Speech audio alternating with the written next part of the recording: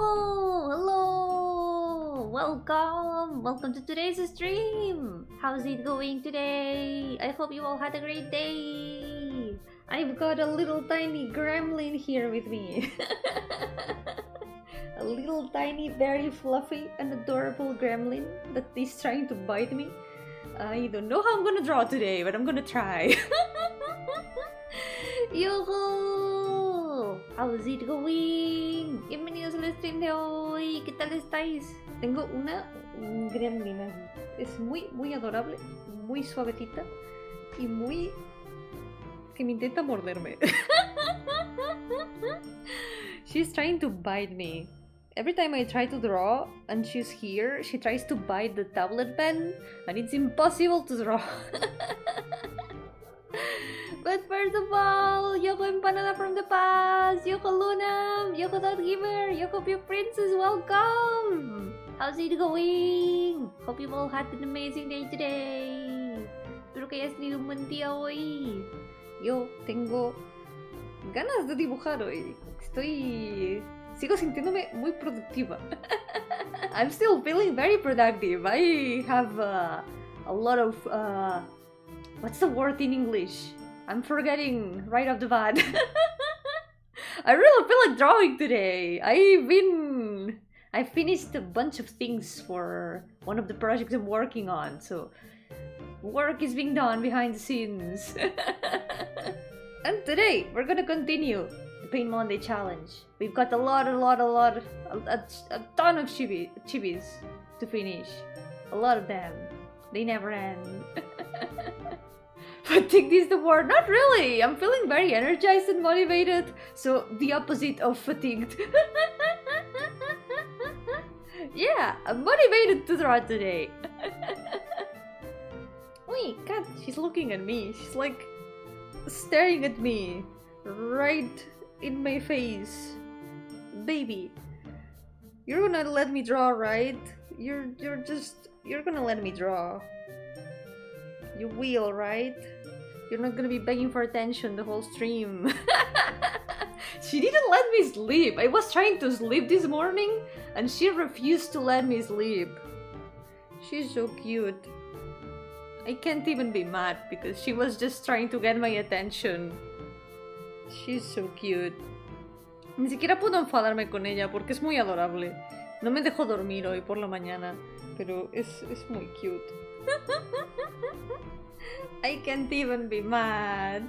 She jumps at me. She headbutts me. She keeps like purring right in front of my face when I'm trying to sleep. Sometimes she even bites me. She bites me so I give her attention. This is just a little creature. And since now it's getting colder, she refuses to leave my side. She's so cute. All of them are so cute, but right now she's the one that is here.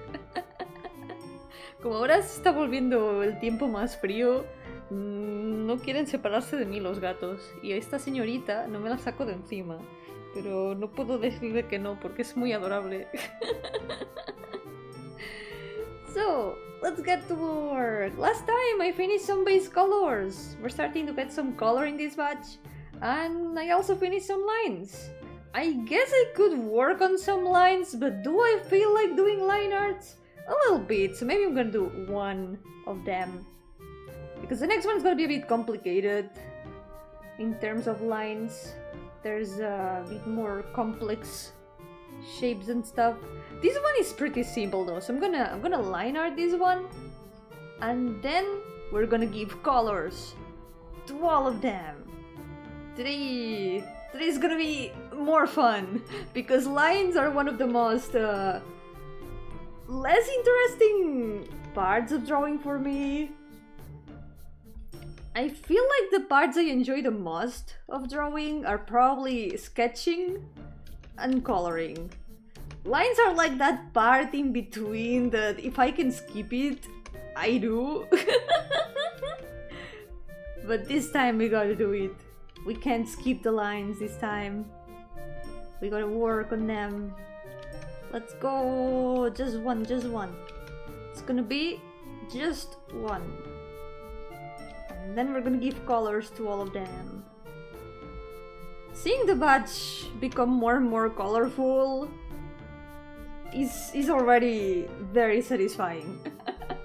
It feels like progress. Wait, I feel like I'm sitting down a little bit super low. There we go. Yo, Shiny Bunny, welcome! Yoko Funtime Freddy, welcome! How's it going? Drawing solar from the Sun and Moon show! Oh, enjoy! Aren't they like Five Nights at Freddy's characters? I think I know which ones you mean. There's a friend of mine who really likes them. If I'm not wrong. I don't know all the characters, but I feel like I know who they are. Enjoy drawing! Doing well drawing my Halloween art. It's going well. Let's go! Halloween art! It's getting closer to the spooky day. I haven't really prepared much for Halloween day, but there is one Halloween themed game that I want to play. Maybe tomorrow, since it's getting close to the day. Because on Tuesdays sometimes I do play games, and there is one little RPG Maker game that I haven't played yet that is very Halloween themed. We'll see. We can play it tomorrow maybe. Oh, Halloween with birthday art! Then it's double the party. Yoko Louise, welcome! How's it going? No pumpkins or candy? Maybe I could prepare some for the stream.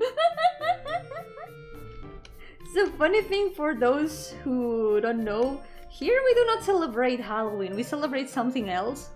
We celebrate something called La Castañada, and we eat chestnuts, toasted chestnuts.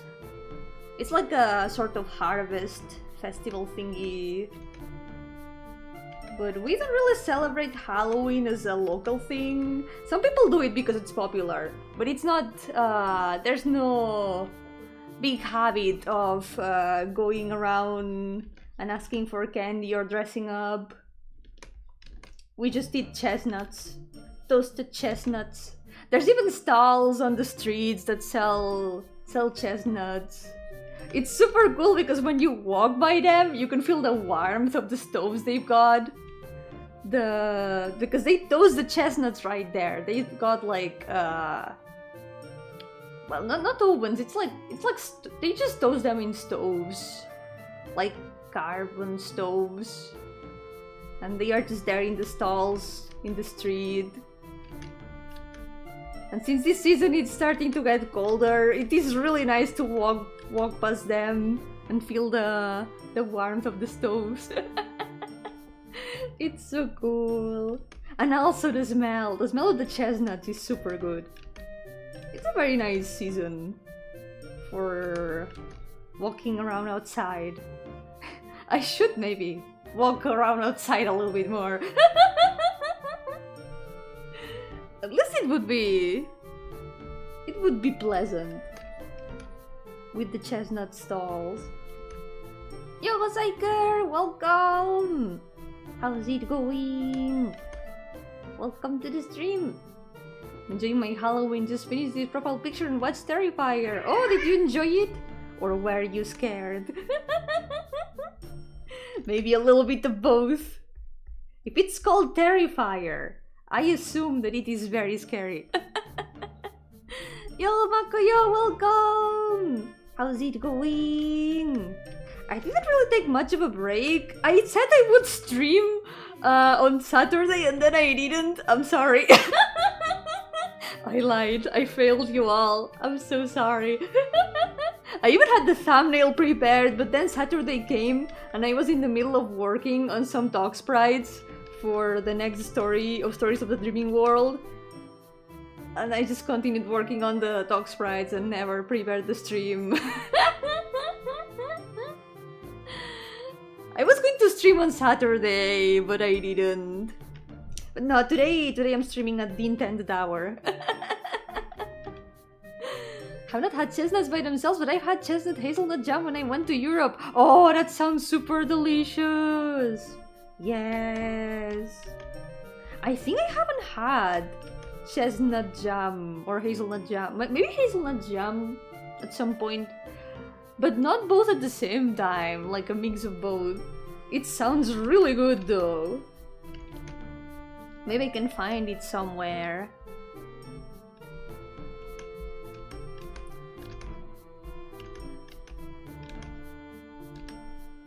There are some jams that are like, they sound unusual, but they are delicious. For example, onion jam. Onion jam is one of the best jams that I've ever tried. So good. It's so good on toast. Oh my god. Also with potatoes. Onion jam with potatoes is just delicious. If you guys ever get the chance to try it, and if you like onions and potatoes, I really recommend it. Back to work now, just came to say hi. Yeah, good luck, Luis! Take care and good luck with work! I hope it goes well. Do you mind if I draw you again? Yeah, of course, if you want. No pressure. But if you feel like drawing me, you don't even need to ask for permission. I will just be really happy to see it every time. Like, it's the being drawn or having any of my characters drawn is like the biggest flattery, the biggest compliment I could ever get. Yeah, it was. I hope I can try it someday. It sounds so good. Yeah, good luck with the light. Sometimes the light is difficult to find. One thing that kind of helps is finding a light source. Like, for example, if I had to do the lighting of this chibi, maybe I would put the light source here. This way, this helps me know that all the shadows are gonna have to be on this side and all the lights are gonna have to be on this side. That kind of helps most of the time. Even if I sometimes ignore the light sources, and maybe I shouldn't. Let's go!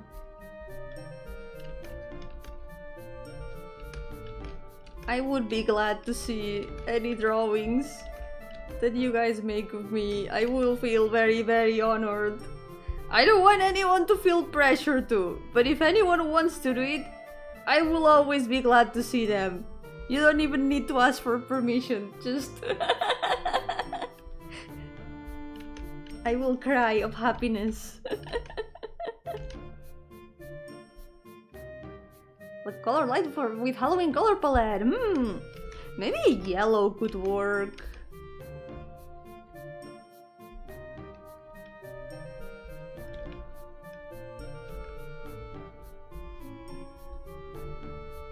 Something that I kinda struggle with the light sources, now that we're talking about this, is sometimes with the clothes.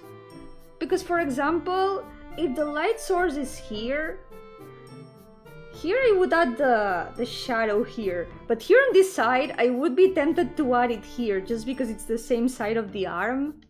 But if the light source is there, the shadow should be here, covering this part of the arm.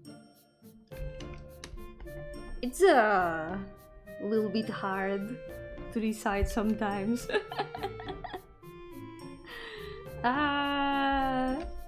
You're gonna make me cry, Makoyo. I will cry of happiness.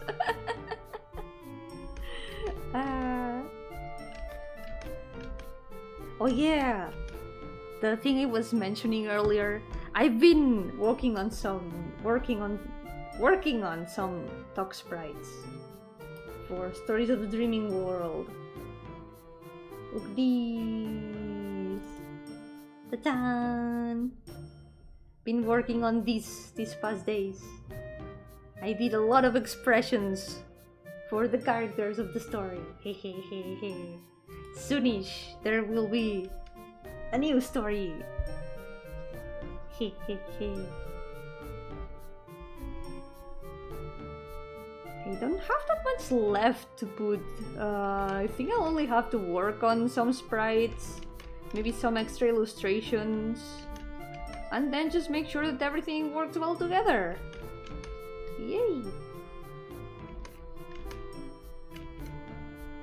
And then I'll just keep working on more things, because that's what I do. I'll do my best with it. Prove a bit of my Yossi list. Ooh, what did you add? What did you put in it?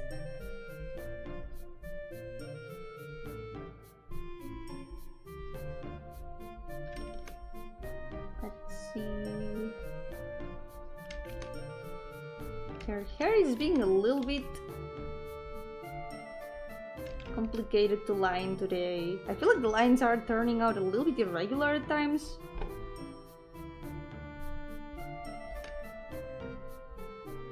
But it is fine. There we go. This time the new story is gonna be a lot more lighthearted than the previous ones. All the stories so far have been kinda sad, kinda gloomy. This time we're going for something a little bit different. The next one's gonna be sad again though, don't worry. How many names for some OCs that didn't have names and some OC? I need to find some more. Yeah, finding the names is one of the most difficult things. And also surnames. Surnames are also really hard sometimes. Finding names and surnames. A lot of times surnames are not even necessary, but I guess it's nice to have them. But something I always make sure of whenever I find surnames is to make sure that there's no other character with the same combination of name and surname, or even real people with the same name and surname, because it can be a bit confusing.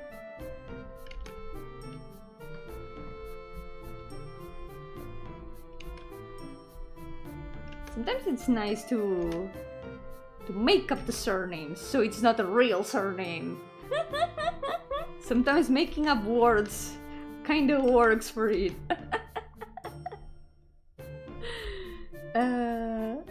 Surnames are the worst. They are a pain.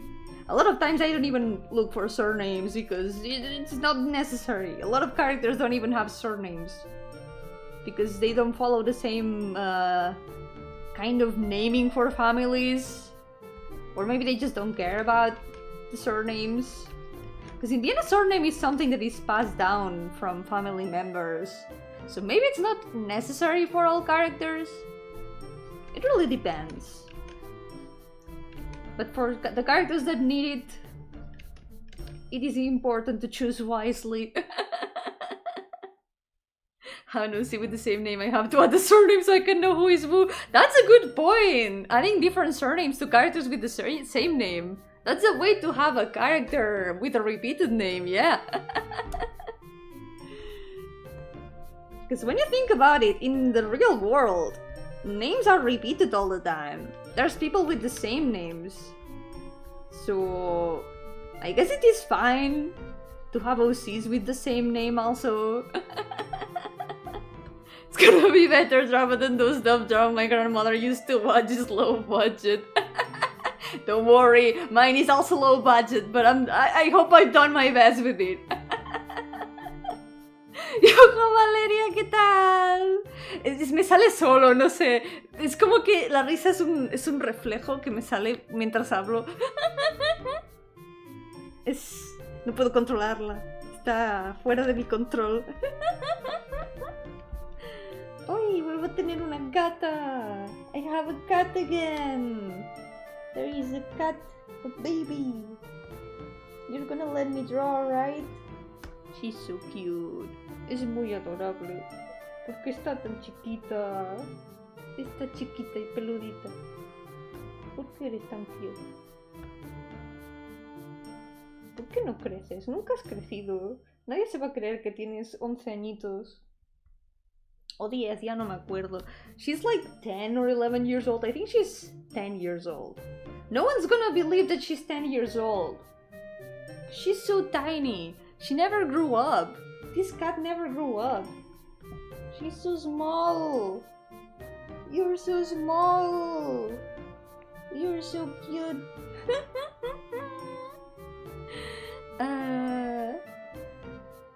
Oh, I just noticed that my headphone cable is kind of bending a little bit. Gotta be careful with that. Dog is also 10 and still a puppy. They are forever babies. No matter how much they grow, they are forever babies. They can't escape the baby allegations. Yours is a masterpiece, art, even if low budget, but the dramas my grandparents watch are incomparable to your supremacy art. I'll do my best to be up to par. I'll do my best. Oh yeah, since I'm at it, I'm gonna put the link in case anyone wants to read the stories. You can find my stories, my OC stories here. There they are. I'm gonna pin it since we're at it. This way anyone can find it easily up there. En algún punto decidí parar con los OT y enfocarme en las principales. Es lo mejor eso, yo creo. Así puedes darles mucha más profundidad y no te saturas con demasiados personajes. A mí es lo que me pasa. Me cuesta mucho centrarme en todos los personajes porque es que hay demasiados. No puedo darles atención a todos. A veces desearía tener menos personajes, pero me he encariñado ya con todos. Ya no puedo hacerle nada al respecto. Pero estoy de acuerdo que a veces es mejor calidad que cantidad. Pero lo importante es que quieras a tus personajes y que poco a poco van ganando todos más. Lo importante es disfrutarlo al final. Y querer contar las historias que quieras contar. Tengo como 25 personajes, las principales son como 6 u 8. Yeah, es una buena cantidad. ¿Cuántas historias están? ¿En una o en varias más? Yo, Ruby! How's it going? Welcome to chat! Today we're watching Yomi. Are we? I'm not watching Yomi. Should I also be watching Yomi? How's it going? Welcome to the stream.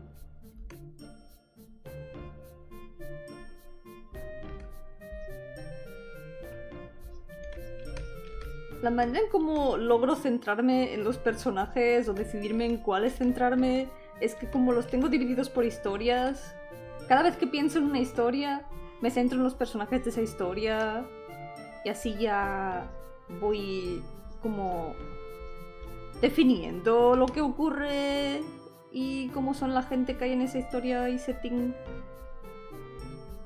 Sí, dividirlos por grupos ayuda mucho realmente. Dividing the characters in groups really helps develop them, even if you have a lot of them. The way I tend to think about my characters or focus on them is by dividing them into stories.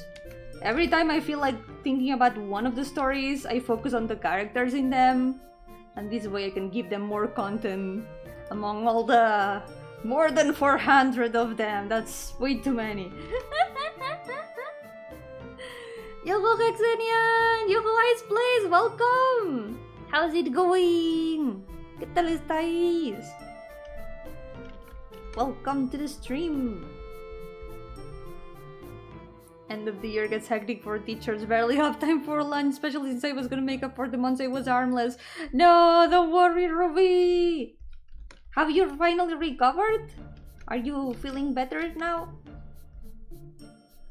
I hope that you fully recovered. And that the end of the year is gonna be a little bit easier than usual. Because it does sound really tough. I imagine that there's like tests to prepare and a lot of things.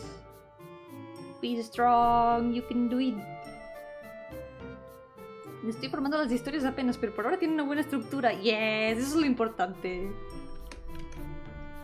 Creo que es lo mejor ir como trabajando la estructura lo más posible, sacar un esqueleto de la historia, de todo lo que tiene que ocurrir. La manera como yo lo hago normalmente es pensar primero el principio y el final. Y ahí ya puedes decidir qué es lo que ocurre entre medio. Y así no te atascas una vez estés haciendo ya la historia. Porque si no, a veces me ha pasado que tengo el principio y el final de una historia, pero no sé qué es lo que ocurre entre medio. Y me quedo como, pues nada, ahora no sé qué hacer. Sometimes it happens that I think about the beginning and the end of a story. But when I'm trying to work on what is in the middle, I kind of get stuck. Because I don't know what happens there. So it is very important to plan everything out. To plan like a whole skeleton of what needs to happen in the story. How we're gonna go from the beginning point to the end point. And all that. No, don't bite me. No me muerdas. ¿Por qué me muerdes? Okay, you can leave now. Baby. Se fue. La gata se fue. Después de intentar morder mi mano. She tried to bite my hand. She doesn't hesitate. Haven't attended one of your streams in over a year. Just wanted to come back to report that I've uploaded Genshin and it's all gone downhill. No, Ice, please. It's too late now. You can't go back anymore. But are you enjoying it? That's the important thing. Are you enjoying the game and the characters? I hope you're having fun with it. And I hope you've been well during all this time. Funny thing, I've been getting up to date with Star Rail a little bit. So I'm also guilty of that. I had to uninstall Star Rail for a long time because I didn't have space in my computer, but I did some cleanup and I was able to install it again. And lately, since there's been 2 characters I wanted to get, I've been continuing the story. And the things that I was missing, all the quests that I hadn't done. I'm still not up to date completely, but I've done quite a bit of progress. I've been progressing bit by bit and slowly catching up. So yeah, I'm also guilty of going back into big gachas. Yoga Olivia, welcome! No! Is it my fault? Is this one of my many crimes?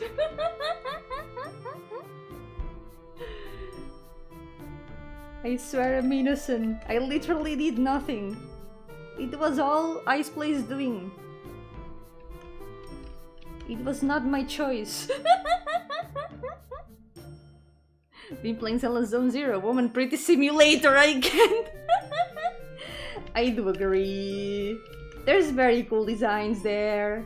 I haven't played it and probably won't be able to because no space and no time. But it does seem pretty different from all the other Hoyo games. Also, Caesar is really cool. I have opinions about Caesar. I think Genshin is objectively just a good game, especially for being free. I'm Mayor 25 and I really like Lisa. Yes, good taste, good taste. Lisa is so pretty. She's so cool. It is a very enjoyable game.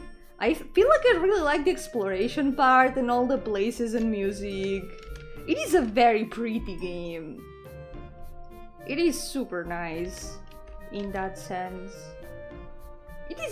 It's comfortable, I would say.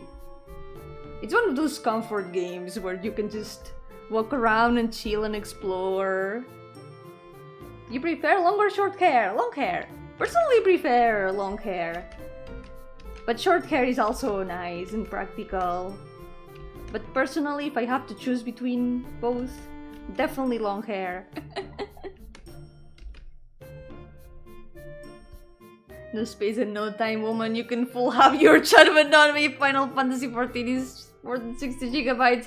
But I do play Final Fantasy 14. I don't wanna leave Final Fantasy 14. Well, right now I'm not playing it because my sub ran out and I probably won't renew it until the end of the month.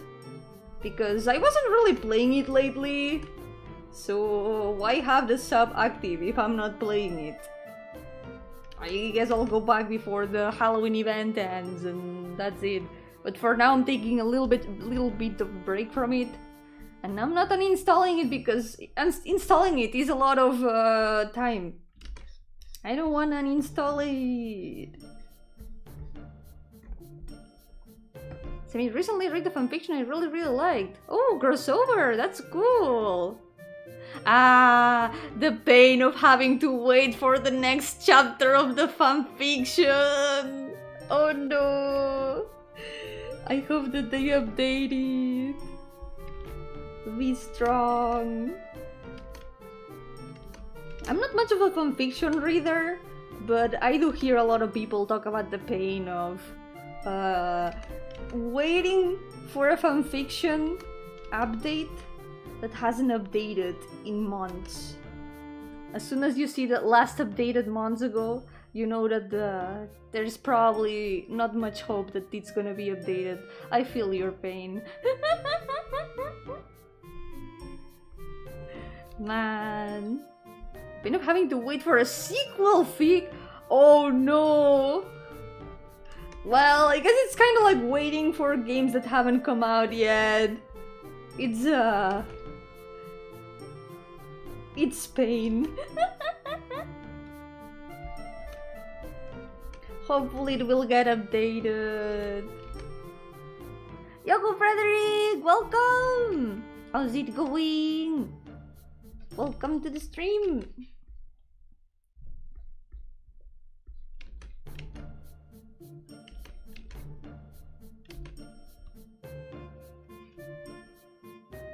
Let's see. Also, be protagonist done well. That's nice because it's really hard to do. It's very rare that an OP protagonist is done well because it's so easy to fall into the protagonist is so OP that they can do everything. There needs to be a balance, I feel, between how much your character can do under obstacles. And if not, it can be made into a gimmick. It can be used for the funny. There's many ways of doing it well, but it is hard. Oh, cats! What are you doing? The girls were fighting.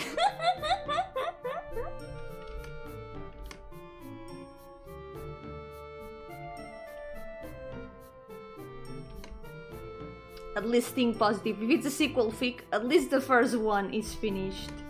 It's just like waiting for a sequel of a video game. Saitama from One Punch, Yumeko from Kakegurui, two OP main characters that are very well made. I haven't watched Kakegurui, but I heard a lot about Saitama. Yeah.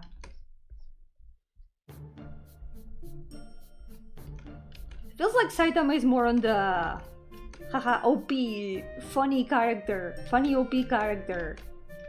It's done in a funny way in which it's more of a gimmick than a way to surpass all the obstacles and remove all the tension.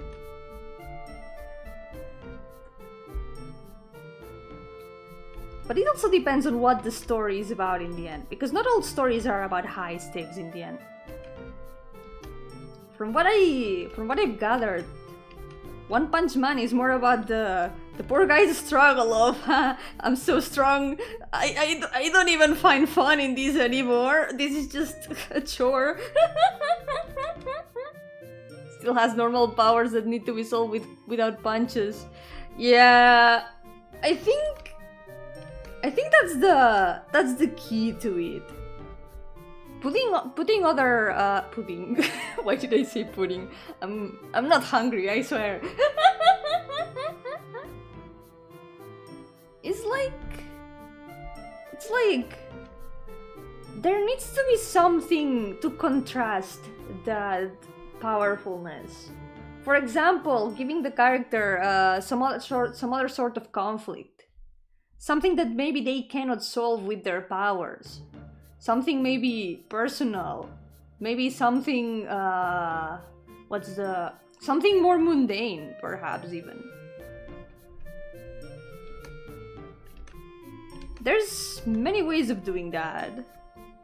Los personajes son personas normales. Yeah, realmente, incluso aunque un personaje no tenga poderes, se pueden hacer muchas cosas interesantes. Las personas normales, día a día, pueden ocurrirles muchísimas cosas. Y de ahí se puede sacar mucha historia interesante. Even with normal, like super normal people, super interesting things can be done.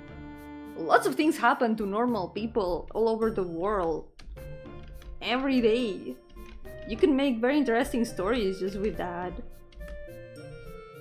It's so cool how so many different kinds of stories can be done.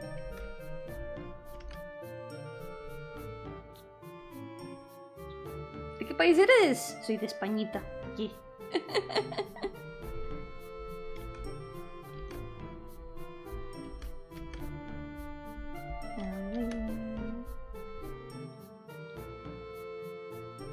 The deeply flawed character and it ends in a very bittersweet way. Bittersweet. Sorry, that made me laugh. Despite the immense change he'll bring to the entire setting through his actions. That is very interesting, yeah. Sometimes even if a character is super powerful, there can always be things outside of their control. I think that's something that can help add some stakes. Putting things that not even their powers can keep under control. That can make it interesting. Not to me! No, Toribio! It's fine. Sometimes not having an eventful life is a good thing. I think you'd enjoy it, Yomi. If you can find a time for fanfiction, I think you would agree that it's done well. Probably, yeah. I'm not much of a fanfiction reader, but I will remember your recommendation. Yep. I haven't read that much in the past years. I used to be a bookworm when I was a kid, but the more I started using computers, the less I spend time with books. This cannot be. Technology is affecting our lives. I'm gonna pick up a book and be like, how do I turn this on? Like in the Boomer comics.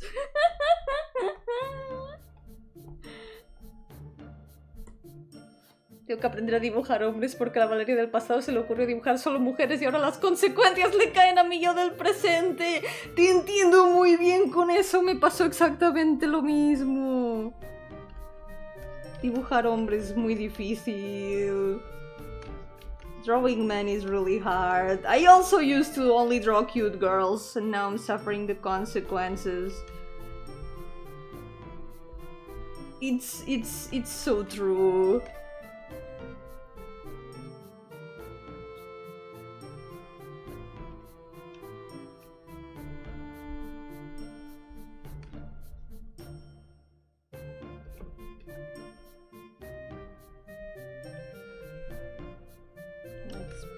This here.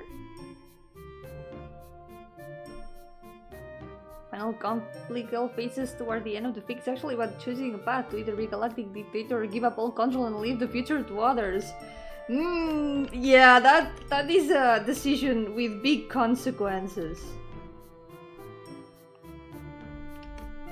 It's a good way of adding a conflict to a character who can probably solve most conflicts with just power, yeah.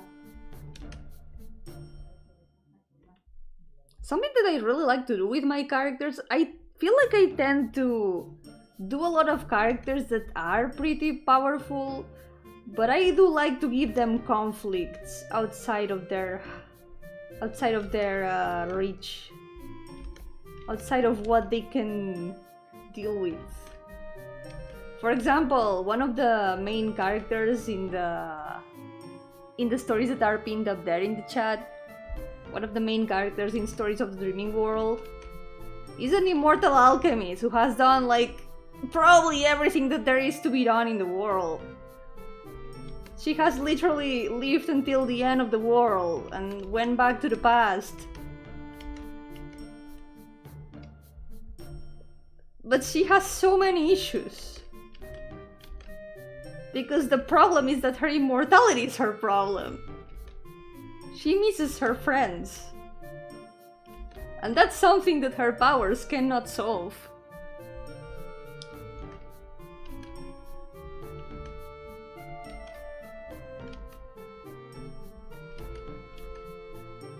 That's also because I'm a big fan of stories about sad immortals. Maybe in a way sad immortals is one of the kind of ways that you can make a balanced OP character. Because immortality is probably one of the biggest superpowers that you could give someone. But at the same time, it comes with a lot of baggage, doesn't it? And it's something that comes with a lot of baggage by default.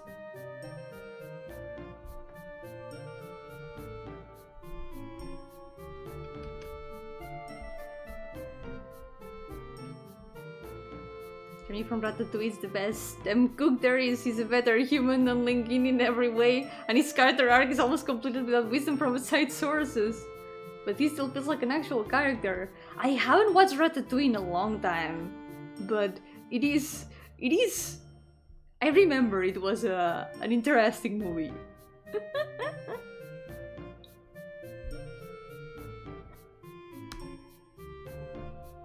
I have another cat! Gata! But would Remy from Ratatouille be considered OP? Remy was the rat, wasn't it? I don't remember that much. Yoko Rexy, welcome! Yomi, welcome! How's it going? All's going well, thank you!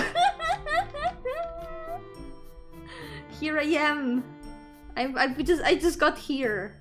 I just got here in the chat. Favorite type of immortal is the one that's been immortal for so long they got bored with being depressed and ended up just becoming even more human and empathetic and kind and happy. That's a good way to twist it, yeah. That's another interesting thing about immortals.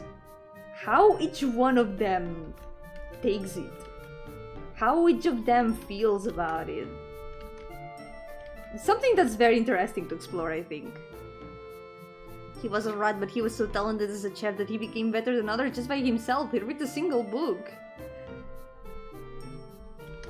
It's funny. Like, in part, you can tell that that's just done to do the gimmick of, haha, rat wants to be professional chef. But somehow it works in the story. It doesn't really need anything else. Just reading a book. And he already knows how to do all those things. He's just built different.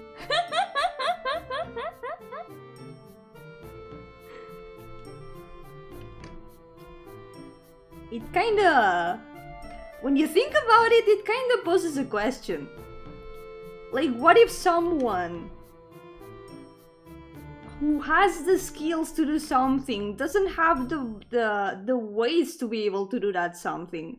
I feel like that's kinda a bit of the message of Ratatouille outside of haha funny rat controlling a guy from his hat. Has superior senses to humans so he can detect what food needs better than most. That's also an interesting way to put it, yeah. Was used as poison taster without having to taste the food. That's something that humans do not have usually, so it works for the gimmick, yeah. In the end, it's a gimmicky plot, but it works. I feel like it carries that message in a way. That's how stories work. In real life, probably rats would not have the capacity to control anyone from their hat to help them cook and achieve their dreams, their own dreams. But in a story, it works. Remy got affected by the news from Teenage Mutant Ninja Turtles. That's why he's smart. Maybe it's the same universe. Who knows? But instead of becoming a Teenage Mutant Ninja Rat, he just wanted to become a chef. Yoko Larry, welcome! How's it going? But you can draw more than 400 doses in one stream? Yeah, you would be right, I can't. I definitely can't. That's why I'm taking like 4 years or more to do it. We're halfway through the 3rd year of this challenge. On the next February, it's gonna be 4 years. It's been a lot. It's been a very long time.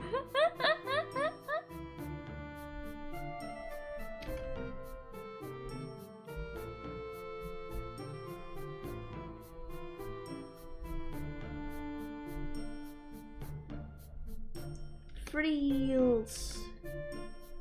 We're almost done. There's also this.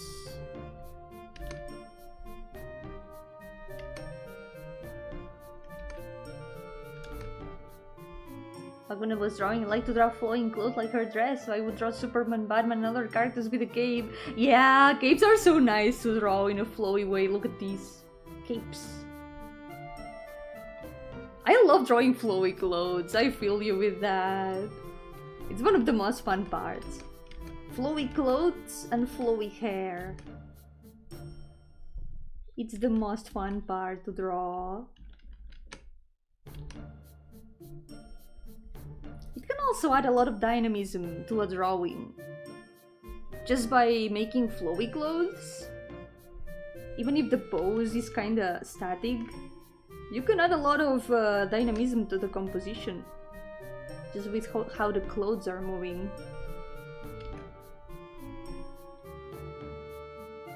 Like I said, if we just make it 800 doses when we reach the end, and then 1600, then no! No more! I can't handle that many OCs. Oh, I left the light there. I can't handle that many OCs. Oh, left-handing her. Oh, wait, I forgot. This should be like this.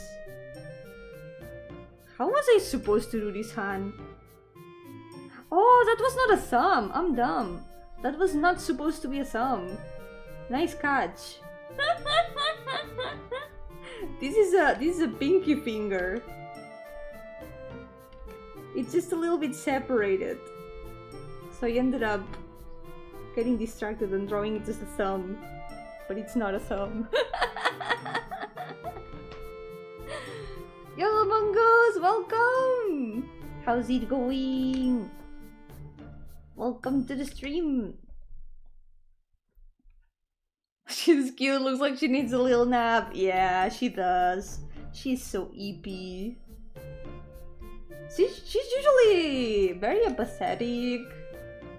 Mostly about everything. She doesn't really react much to anything. She just kinda chill. There's I think I've got some... Do I have... Oh, there she is. The tan. She eats her hair. Se come su pelo. Nah, it was just an honest mistake. A little oopsie.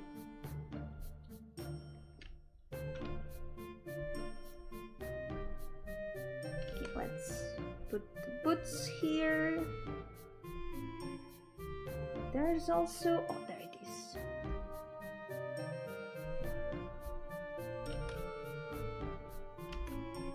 Sometimes I make mistakes like that, so if you notice something weird in the hands or anything, do let me know, because I've probably not noticed myself. Finish the hour, let's go! Don't worry!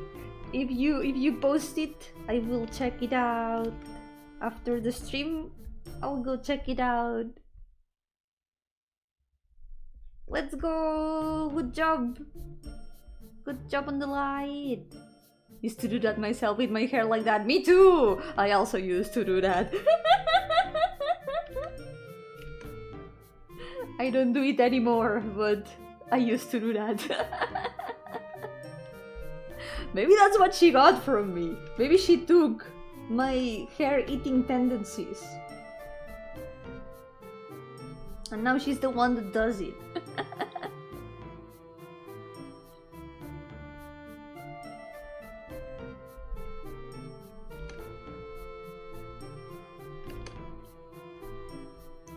It's inevitable. Every character has something from their creators. It's inevitable to put a little bit of yourself in your characters. How did I stop, you ask? Easy, I cut my hair for genuinely unrelated reasons, then realized I couldn't eat my hair anymore. By the time it grew back, I no longer had to have it. That checks out, yeah. If it worked, then good enough. Yes, please send it. If I can, I'll check it out after the stream. Or at the end of the stream if I manage to remember. Because sometimes I forget things at the end of the stream when I am saying goodbye. Do remind me if I don't remember. Because it's still gonna be some hours from now.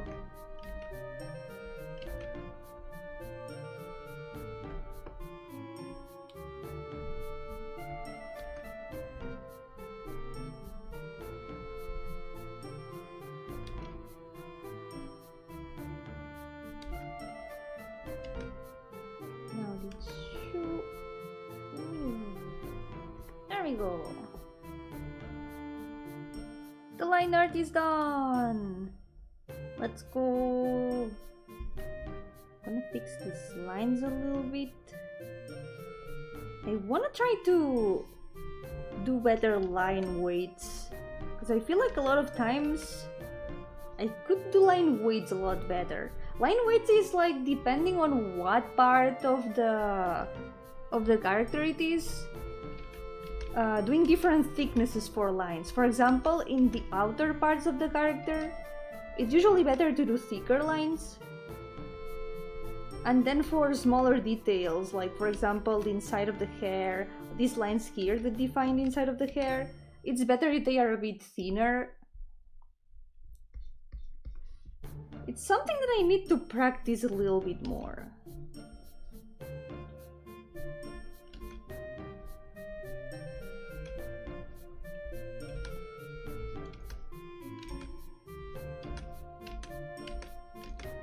There we go.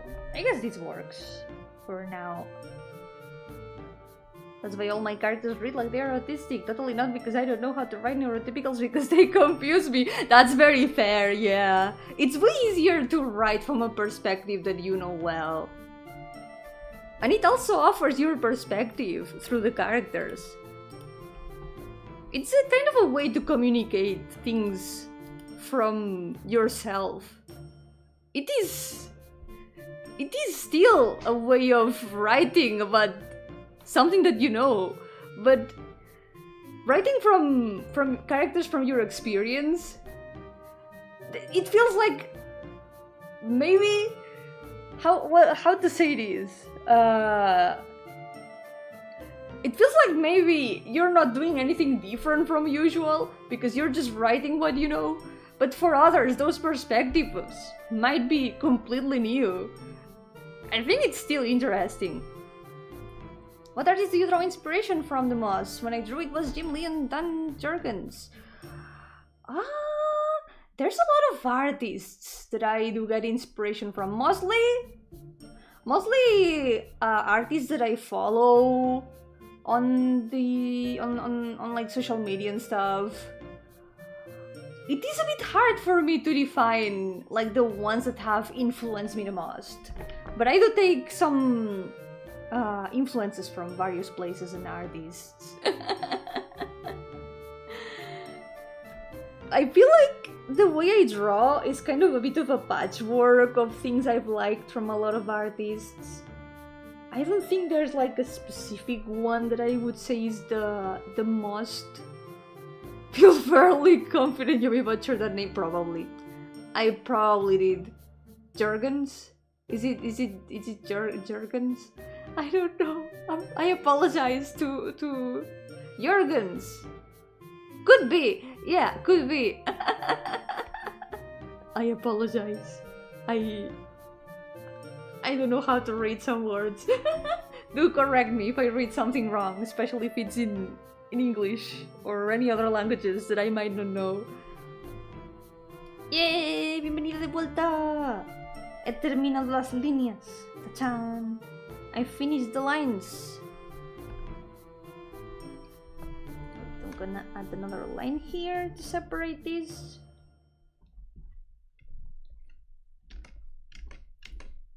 Put this here as well.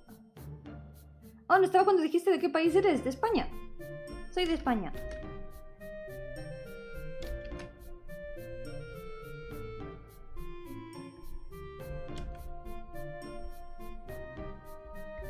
A ver.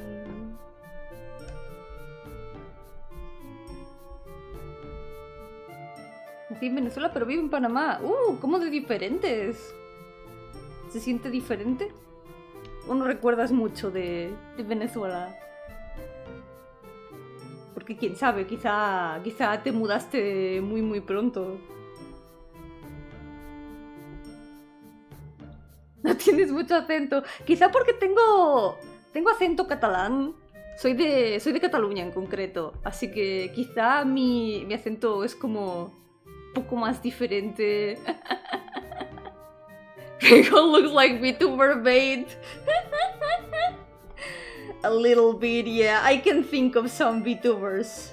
Some specific people who might like him.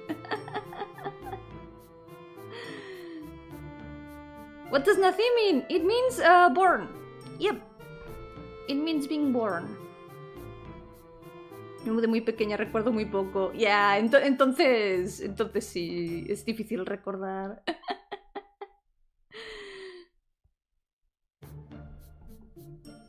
Pronounced like it's spelled. He's an American artist, so it's not any exotic way to say Jurgens. Okay, Jurgens it is then, right? Is it?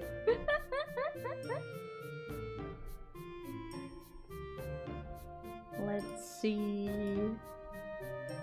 Okay, so we finished the lines of one more.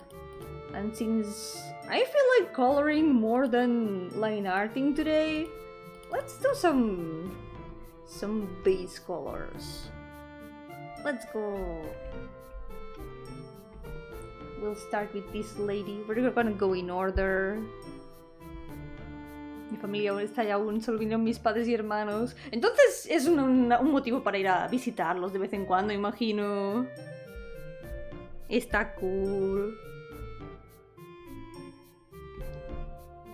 I'm not a furry. Oh wow. A lot of people fall for them. It is inevitable. You tried the Bluesy app? Yeah! I had an account for a while, but I started using it on the past days. I've only made an art account. I doubt I'm gonna make a VTuber account there. But if you wanna find my art account there, here it is. I should probably put it in the description, but there it is if you want to find it. Why is she holding goo? It's not goo, it's blood. It's blue blood. It's gonna be more clear now once I paint her.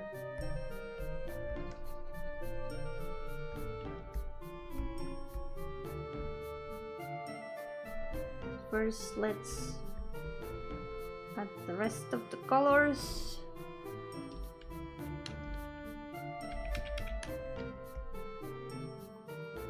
Yeah, no problem. So far it's been really comfortable.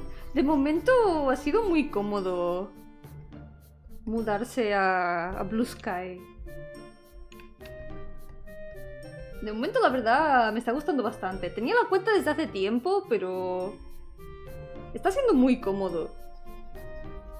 To be honest, Blue Sky is being very comfy so far. I did have my account since some time ago, but now that I'm using it more, I'm enjoying it quite a bit. I'm gonna make this hand a bit bigger. I feel like it's way too small. Creo que esta mano es como muy chiquita. Voy a hacerla más grande. Is it her own? Like she just made pact? It is her own. It's a special case. She has weird blood. But somehow she doesn't look blue, which is something a bit weird. Because she should look a bit more bluish. But you know what? It's just for the funny of haha blue blood because she's a noble, yeah.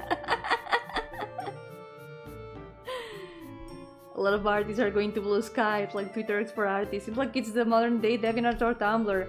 Yeah, I mean, there were some recent changes on Twitter that a lot of people did not like, and I agree with that. Kinda sucks. So might as well find a different place. It can be more comfy. So far it is super comfy, and I really like the tag system because you can find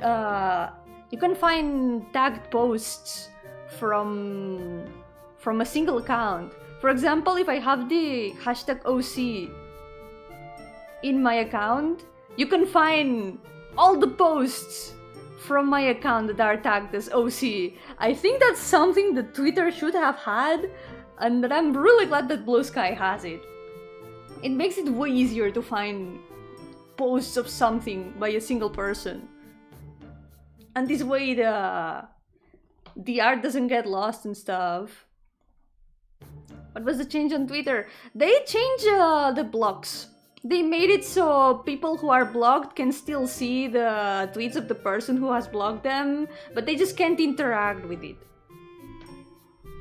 Which kinda sucks, because it kinda defeats the purpose of blocking, I guess. I don't know. Weird decision from their part.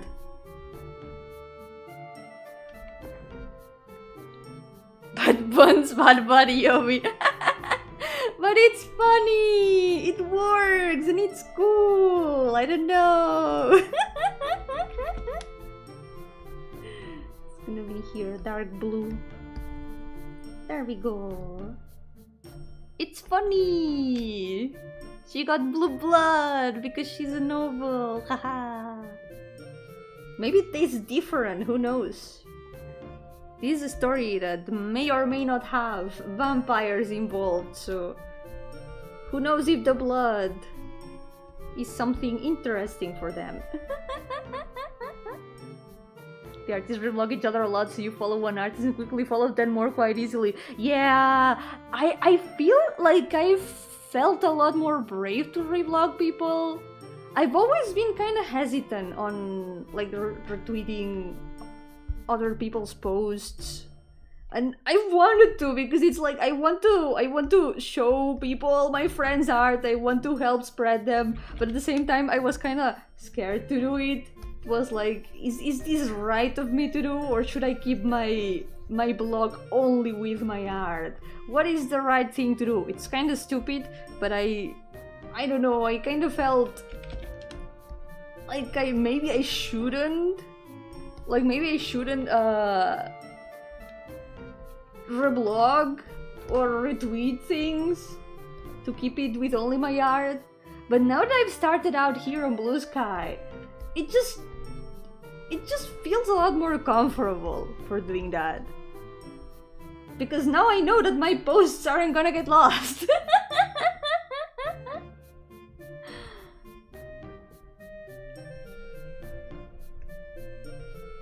So it feels a lot better. Twitter blocking works like bans? Kinda, yeah. It kinda works like that, yep. You can still see the posts, but you just can't interact with them.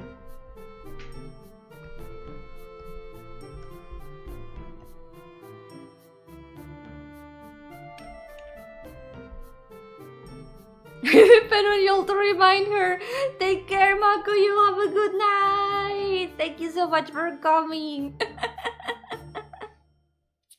But the point of blocking was you couldn't see them. Why does it matter if they see you? It is for both.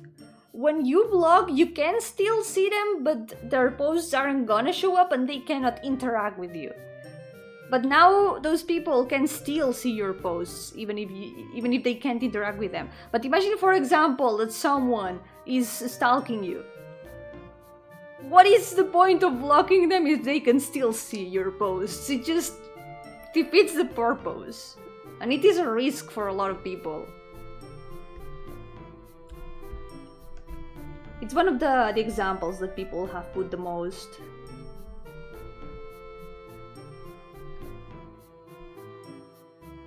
The block button is not only for blocking annoying people, but people that are a threat to you. Yeah, true. Exactly.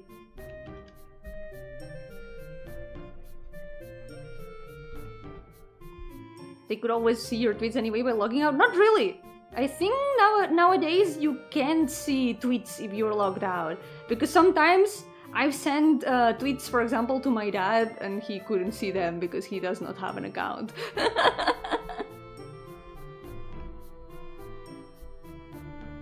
So no, I think you can't see tweets anymore if you don't have an account. I guess it could still be like, if you make another account, you can still see posts from other people. But I guess they also did this change so people would make more secondary accounts for that. I don't know. It still kind of defeats the purpose of the blog.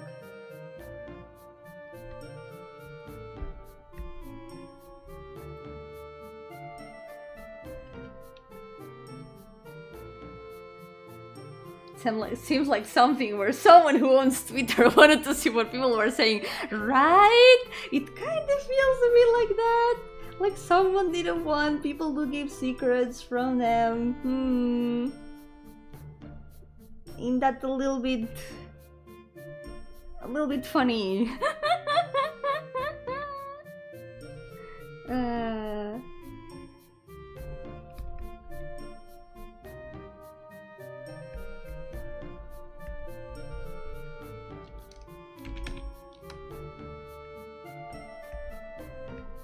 It's about making it harder for people to harm each other. By that logic, you should leave your car door open because a robber will find a way to open it anyway.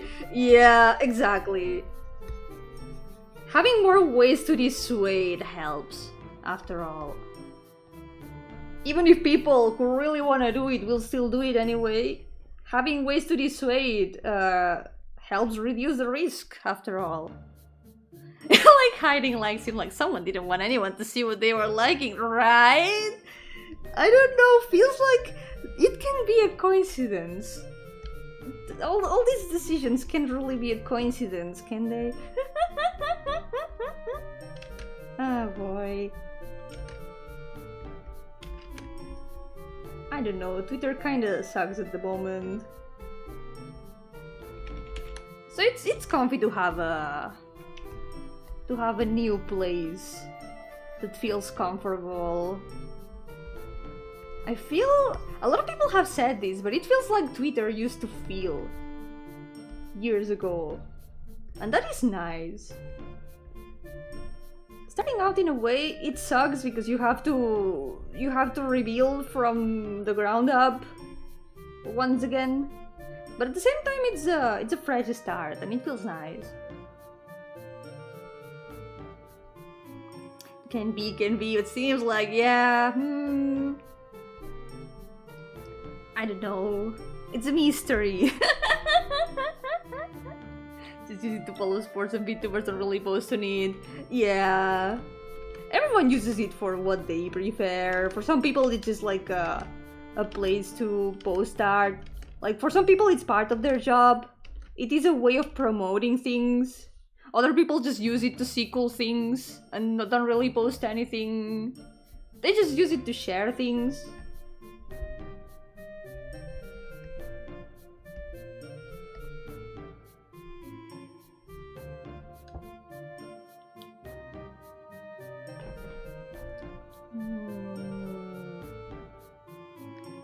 Vampire is just my type, AB positive.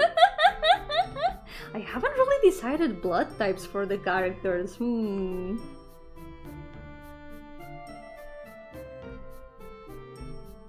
Maybe someday. At least for the vampires. Maybe they have a preference. Who knows?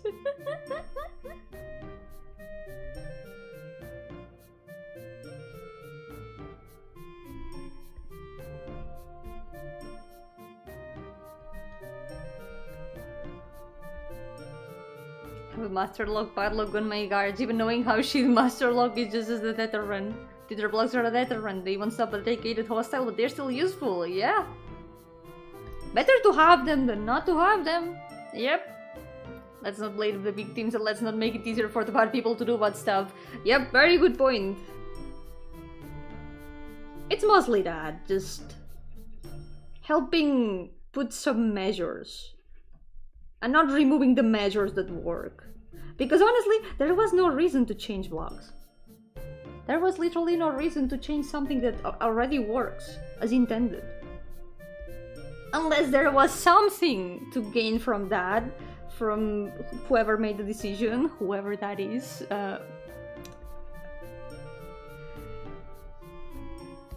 Wink wink.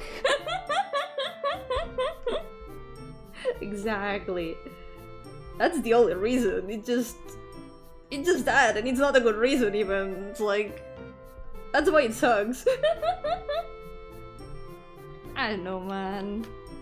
I'm just glad that there's a comfy place now to be.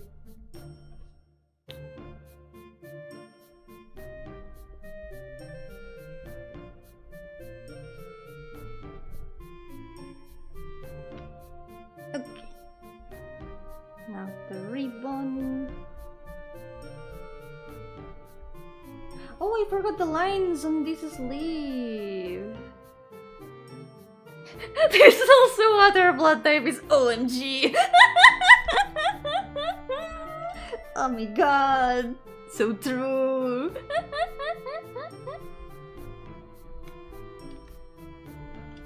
She's so pretty. Thistle is so cool. She probably has the coolest blood type. Tumblr is pretty good nowadays, that's a shambling corpse of a side. Tumblr is super chill right now, yeah. I remember Tumblr used to have this weird reputation of being like full of drama and stuff, but Tumblr right now is the chillest place ever. I still post things there from time to time, and it is just super chill. Also, a lot of the best shit posts come from there. Tumblr is a gold mine of shit posts. Don't tell people Tumblr is good, we don't want people migrating. It's a little secret community now. Man, the cycle of social media, I guess. It just keeps repeating. I guess the buttons should be on the other side. Here. Yeah, they should be on this side. Yeah, that's fine, that's fine. We'll keep it secret here. No one will know.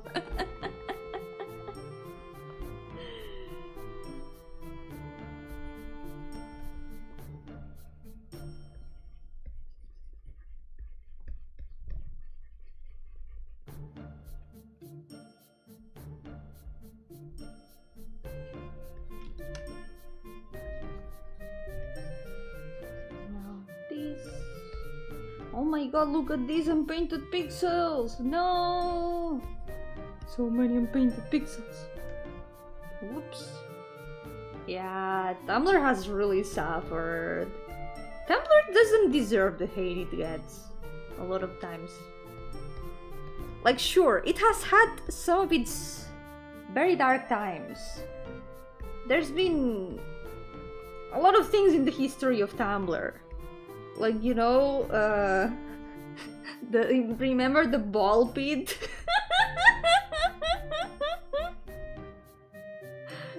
It's kind of funny that Tumblr kind of has like a history when you think about it. It's something that kind of deserves a study on it. There's so many things. Like the ball pit, the whatever the niche apocalypse was. The Onceler. I guess Homestuck kinda counts. It just... so many things in the history of Tumblr. Skeleton War! That was one of my favorites. Skeleton War was funny. Do you guys know about Skeleton War? About how we need to prepare for when we die and go to hell, and we need to fight in Skeleton War. I wonder if I can find a post.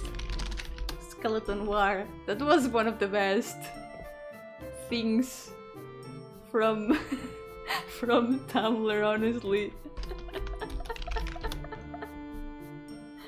I can't find the post. There was a post about it.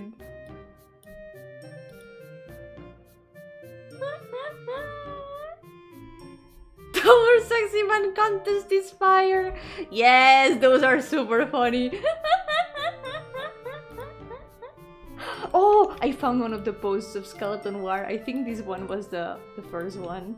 Look at this. Prepare for high school, then prepare for college, then prepare for your career, then prepare for retirement, then you're dead, then prepare for Skeleton War.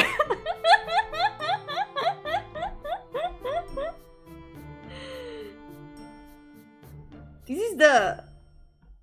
is the true content.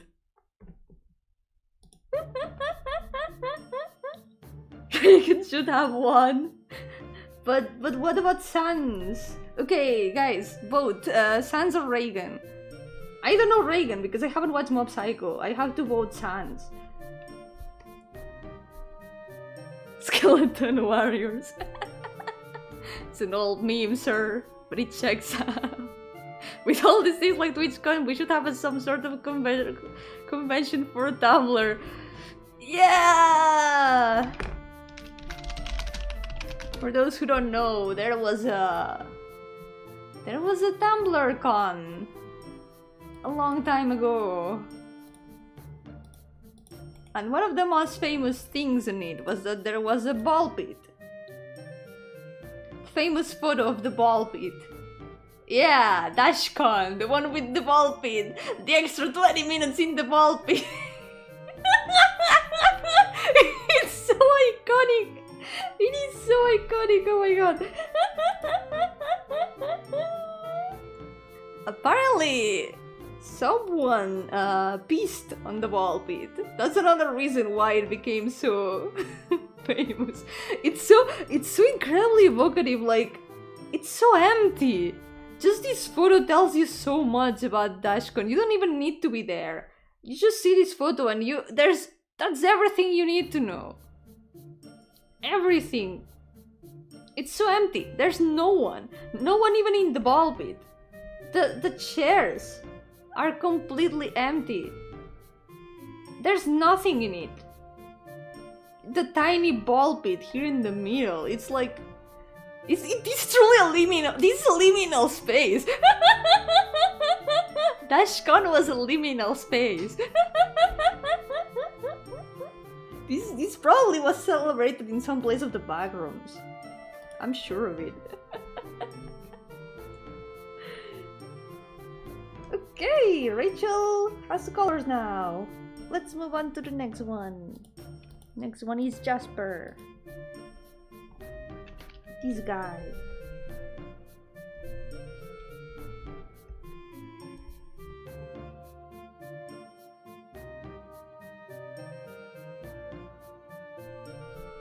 see. Oh yeah, he wears gloves. Because only neck. Internet historian's video on that is hilarious. Oh, I haven't watched it. I have to watch that. Oh my god. Wait, it's noticed this ear is way too... It's way too far away. I probably need to change this ear.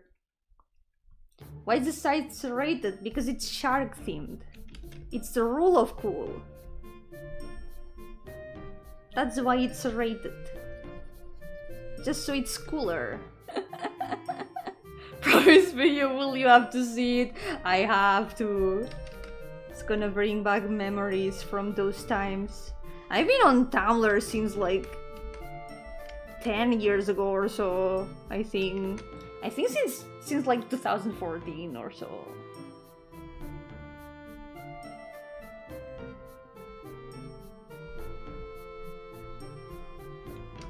I've seen a lot of things from those times. Basically don't just get liminality that well. Things because of my autism and where I fall on the spectrum, but no matter how much I try, I have difficulty.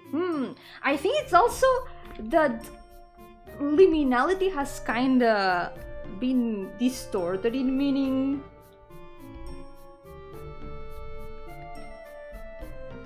I feel like nowadays the word liminal is used for maybe more things than what just liminal spaces are. From how I understand it, liminal spaces are places that are intended to be like a passing space for people. Like somewhere where people are supposed to pass by and not stay for very long. But places that would usually be full of people but have no people. When a place that is supposed to be full of people has no people, that's when it kind of becomes a liminal space, I think. Places where you're not supposed to like stay for very long. For example, a waiting room at the doctor, for example. It just... I don't know how to describe it, because it's kind of a weird emotion to describe, yeah. I guess it's some sort of unsettlingness that maybe some people feel more than others. That is also possible, yeah. It is really hard to describe. I've seen the short video of this really old Eastern European looking woman cutting the grass. Oh yes, I saw that! That video went so hard! I saw that video, yeah. Mentally, I wish to be there. I want to be the old woman cutting grass with the scythe.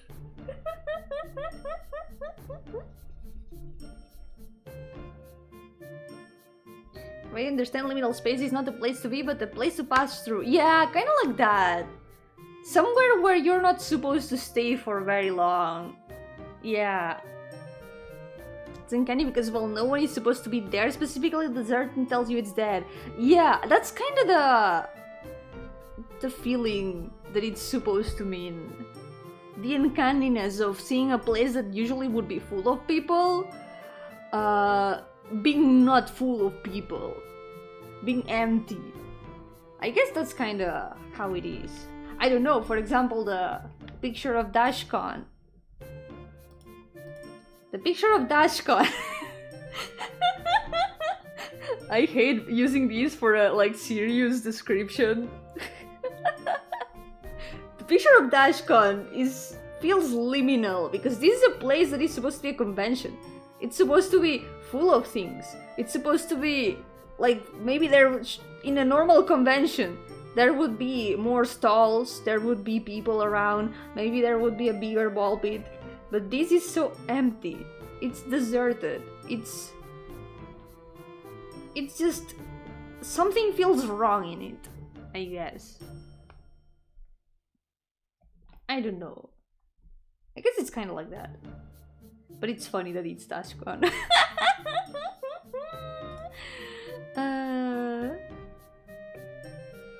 Like waiting alone at the school or at the hospital corridor. Yeah!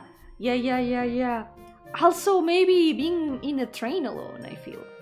One time I went in a train and I was completely alone, and it was such a weird feeling. It was so cool. I really liked that feeling though. Something felt haunted in a very nice way. Every one of my sisters was like, I want to be like her. So true. I feel that so much.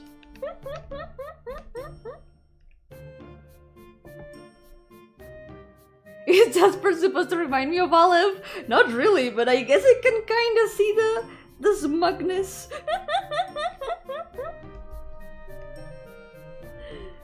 An accidental similarity. I guess since I'm the creator of Jasper and I made Olive's model, I guess that kind of makes them siblings in a way.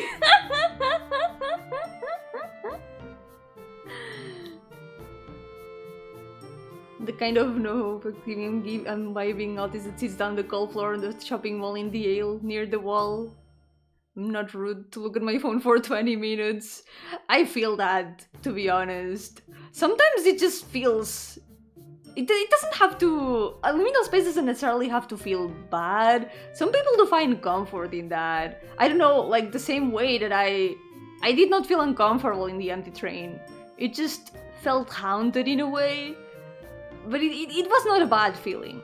So maybe it is kind of like that. Maybe the way you feel it is not an unpleasant kind of uncanniness. Maybe it's just something that feels normal for you and just doesn't give you any sort of weird feeling, and that is fine. It is something that's always gonna be different for everyone too.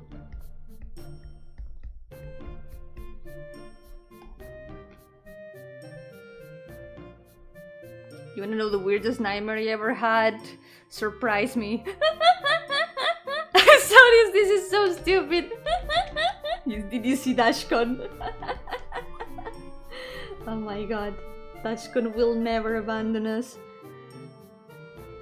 Wait, I know what to do. I need to get the colors for this guy from another character that wears the same uniform. Let me go get it really fast.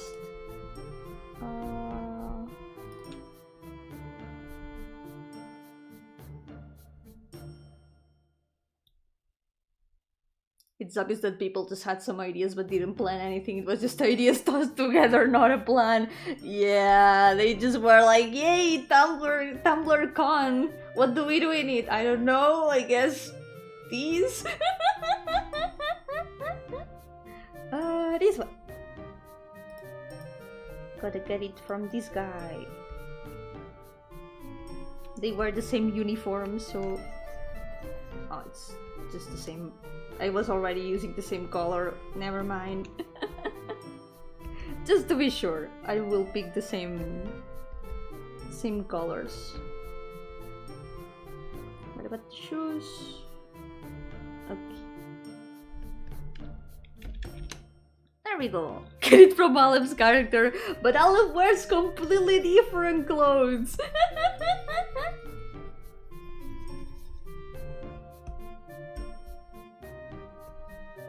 The palette would end up completely different.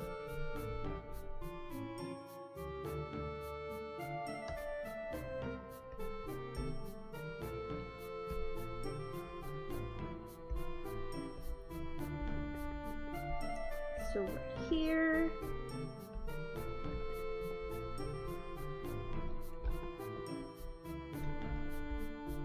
At least his design is super simple. We're gonna finish him in no time.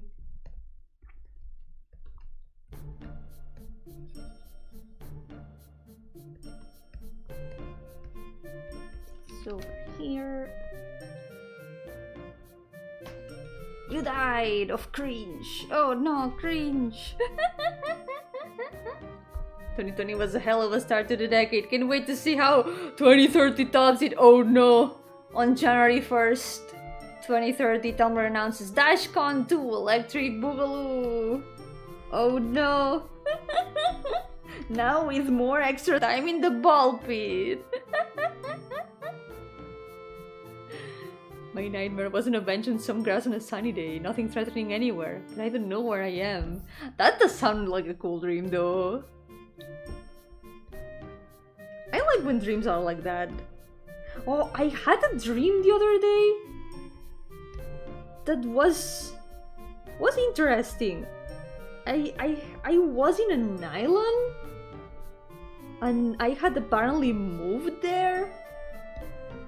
Like, I remember seeing the place completely clearly. There was there were wooden docks, and I don't know how to describe it now, but I remember I had moved to an island. And it was really cool. It was a really cool place. And there was like a cave that could be explored, and I wanted to go there. I also had a neighbor that also drew, and I remember like drawing together. It was really cool. Yogo Franchu, ¿qué tal? Hoy toca pintar oses. Estoy avanzando cosas. ¡Tachán! Espero poder acabar unos cuantos. I hope I can finish some of them today, at least in colors. Yeah, it was a pretty normal dream. It was really nice. I enjoyed it a lot.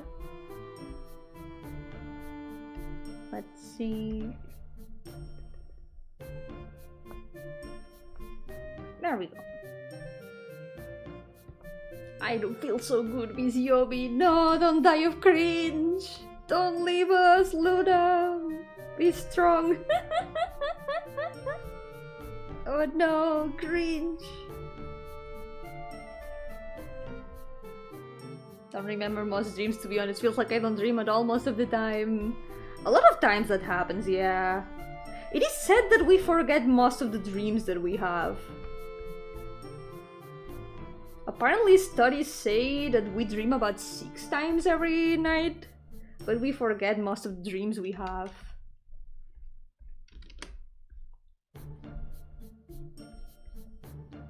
I've also heard that if you write down your dreams, it's easier to remember your other dreams.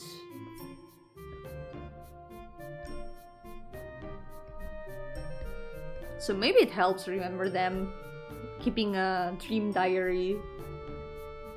Maybe it helps in some way, subconsciously. When I was sick, I was dreaming of some VTubers that I know talking to me like normal, but the moment I feel like I'm waking up, my body fades away like dust. No! Maybe it's like the specters of VTubers infiltrated your dream. The ghosts of VTubers.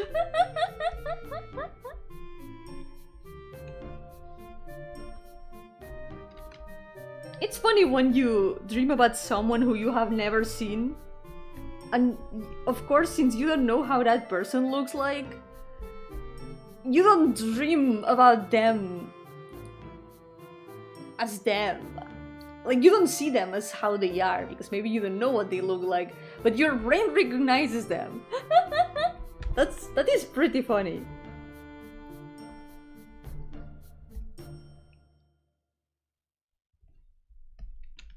The shamelessly dreaming sounds fun. It is!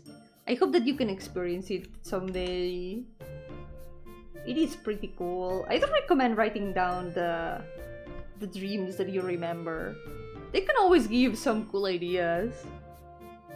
Did that for a while, had a notebook next to my bed and would write down what I remember. But after a while I didn't know what the point was and stopped doing it. A lot of times the point is just for fun, just to remember what you've seen in the dreams. Maybe to get also OC ideas or story ideas.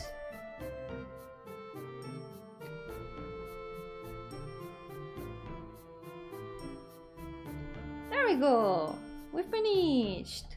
Let's move on to the next. Next one is this lady. I'm gonna use the same palette as Rachel.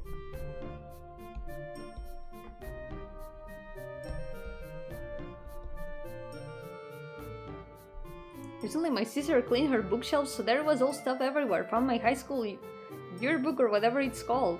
Got chills seeing my old teacher's faces, and when I found my class's photo, it was not there. Might be that maybe you don't remember why, but maybe you couldn't be there or didn't want to be there. It's the kind of thing that you probably feel a lot different now than how you felt at that moment.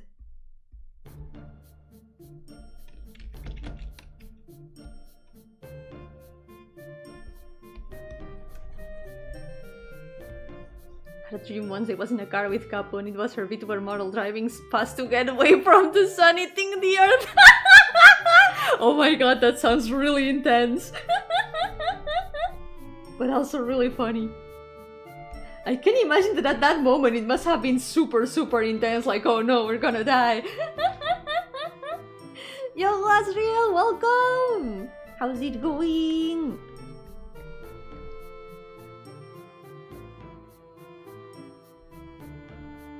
The weird part is the moment I hear her speak like, thank you for talking to me, but that wasn't real me. It's like your brain is aware that you're dreaming. It is interesting. It's that moment of realization of, wait, this is a dream, this is not real.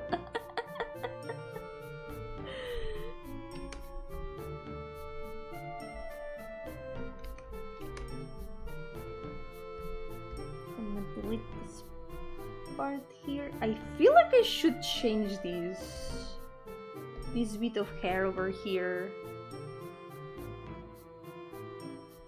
Always wanted to learn how to make stuff in Unity so that I can recreate my dreams in 3D space to showcase how weird dreams look. That would be so cool, yeah! It's probably not super hard to do. At least with simple 3D models. It could be really cool. How can you drive away from that? Well, maybe in a dream you can. I dreamed like that 3 times in a row. Ooh. Maybe it might have been because you thought about that dream. And since you kept thinking about the dream, it just kinda continued in a way. Dreams are so curious. They are so cool. They are really interesting. It's a mystery how they work. They intrigue me.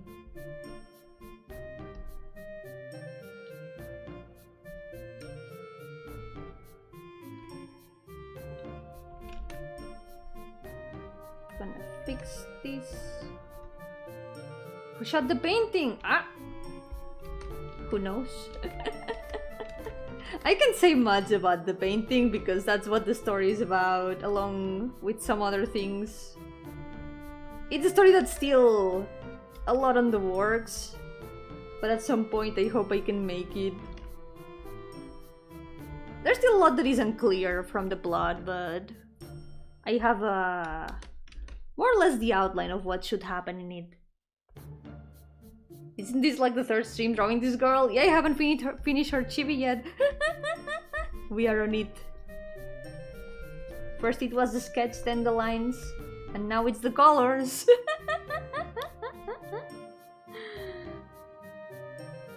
Yoga music! By the way, welcome to the stream.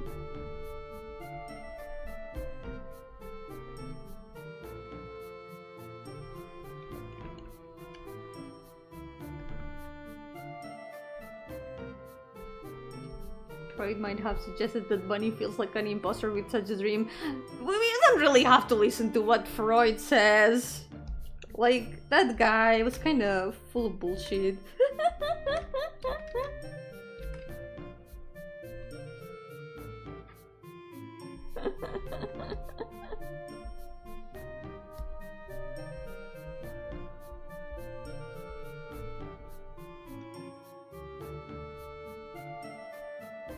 You just drive, there is no end. You just drive forever.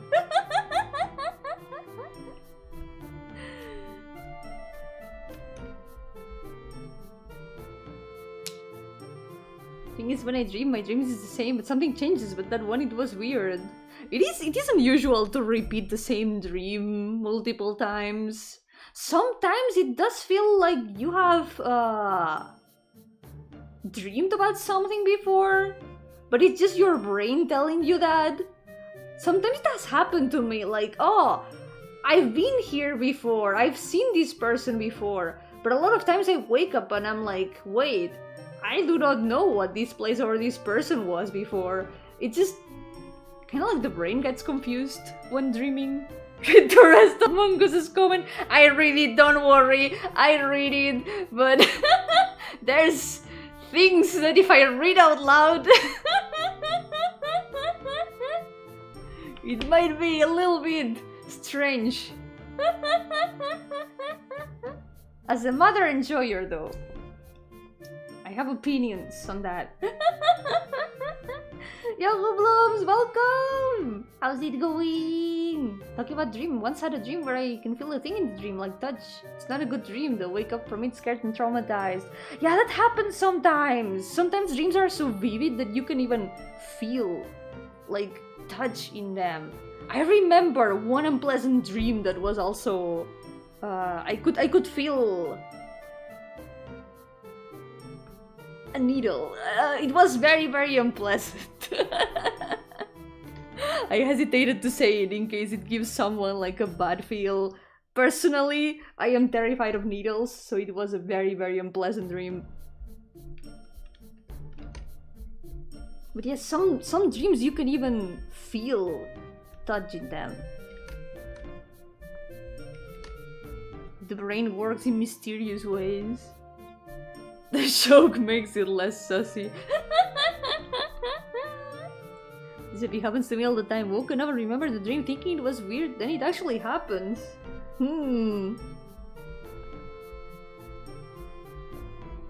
Has it been sometimes like premonitory dreams? Like you've dreamed of something that then has happened?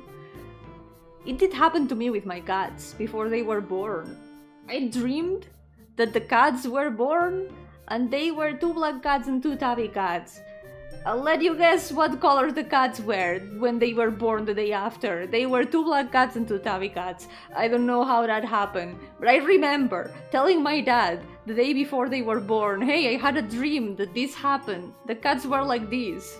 And he was like, haha, funny. And then the next day, the cats were born and they were exactly like that. And it was like, no way. No way.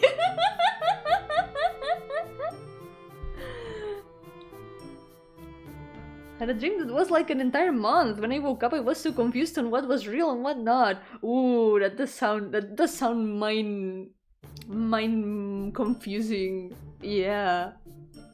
Some dreams do feel very long. It feels like you've been there for a long time. And they feel so real. I had a dream about eating breakfast, that it was breakfast. Oh my god, no way. Did you have the same breakfast though? Would you volunteer to participate in a dream research study? I would love to. I guess it could be useful because I don't remember my dreams very often. I would like to contribute and maybe learn more about my dreams like that. I don't know, I think it could be cool. The most feeling I've ever had in dreams was where I could feel myself suffocating after getting apparently poisoned by a pufferfish. Oh god! Oh god, that sounds really, really unpleasant. Good thing that it was just a dream. Oh my god. It's the biggest relief when a dream like that turns out to be just a dream. A lot of times I dream that I need to go to class and do an exam or something, and then I haven't, and then I start having difficulties to write and stuff like that, and I'm like, oh no, I'm running out of time.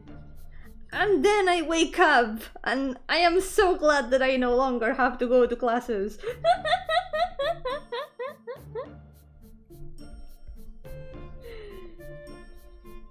Okay, get to sleep. We'll hear what you say in your sleep. Oh no. Right now? Right here? Do I have to? Worst dream I had was after I moved my bedroom into another room. Had a dream about being abducted or something, then woke up in the room not really recognizing where I was and panicking. Oh yeah, that must have been like a bad coincidence. Like just when you had moved, it must have been really, really confusing at the moment. Very disorienting, yeah. She has very seductive eyes. She has very pretty eyes, yeah. This white woman jump scare. The woman haunting the narrative.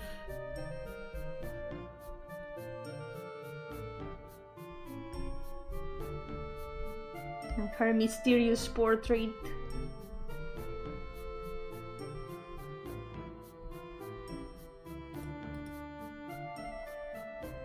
I wouldn't because of control environment reasons. Could never sleep in a controlled research environment.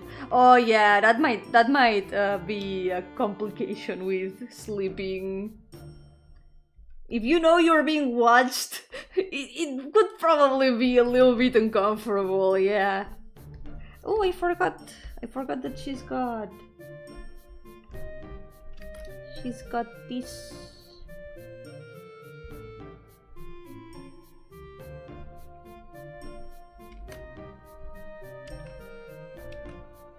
Something that happens to me a lot is that in my dreams I see people that I feel that I've known for a long time, and they feel so real.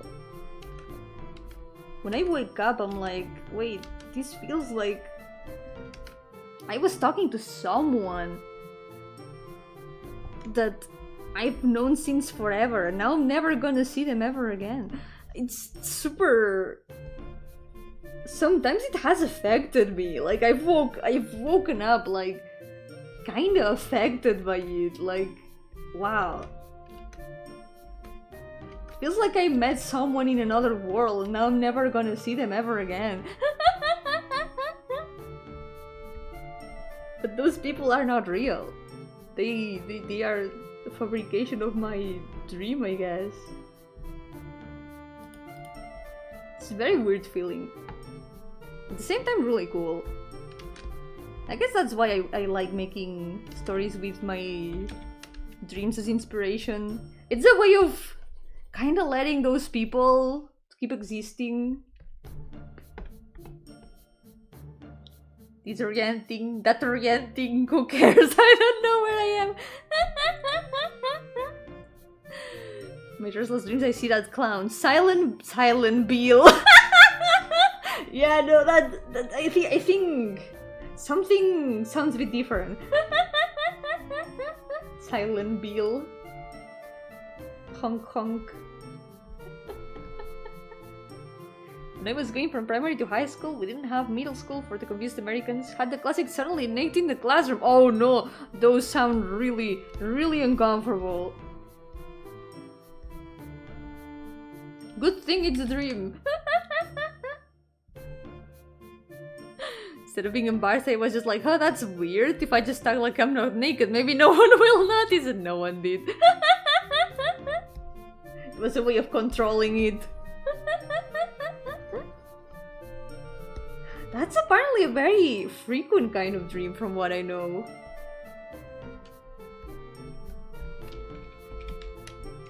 Okay, this also goes blue.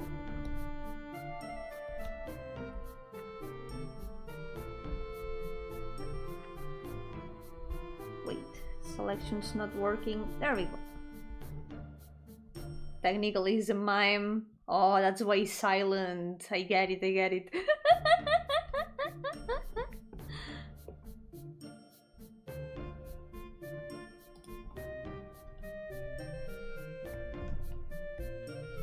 Last dream I had where I felt like I knew the person in the dream. The last time that it affected me a lot was not too long ago. Aside from the dream I had the other day when I was like drawing with my neighbor in the island. It didn't affect me that much, that one, because it was just a comfy moment. I didn't really interact with the neighbor much more aside from that. But I had a dream like some days ago I noticed two people. There was this couple that I knew for like a long time in the dream, and one of them died in the dream. Like, she suddenly passed away, and it was kind of devastating inside the dream. And then I woke up and I was like, what the hell? This was super sad. Because there was the other person that was like super sad.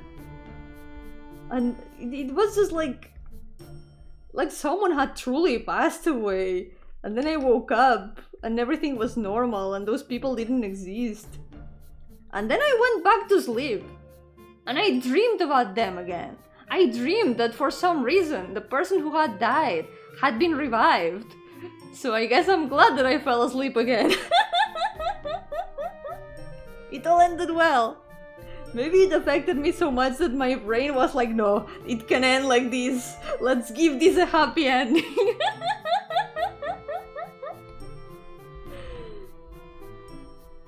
I'm glad I went back to sleep for once.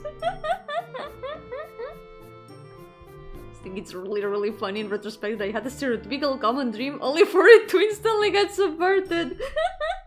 That's funny though. It's kind of a way to deal with it and not feel embarrassed about it. You didn't have to feel the embarrassment in the dream.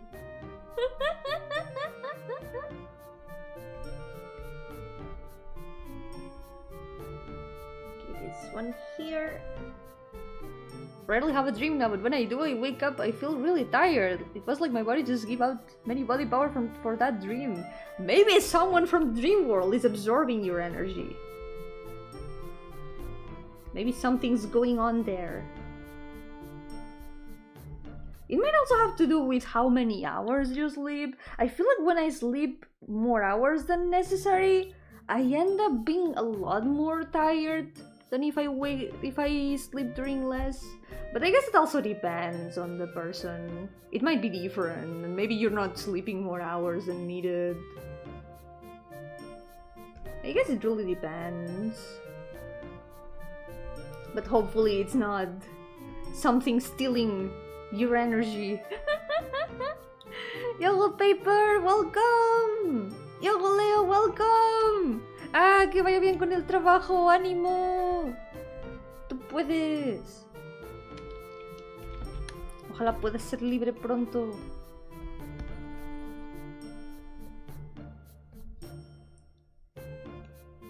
I'm gonna make this a different color. Yo-hooo Officer, welcome! How's it going? Welcome to the stream. Oh, I like how this color looks for the legs. I don't remember if she was wearing anything in her legs, but I think I like it like this. No recuerdo si llevaba nada en sus piernas, pero ahora lo lleva y queda bien. Me gusta cómo se ve. Remember, the worry about people noticing in the dream wasn't from embarrassment, but fear of being arrested for indecent exposure. Yeah, very fair. Honestly, very fair.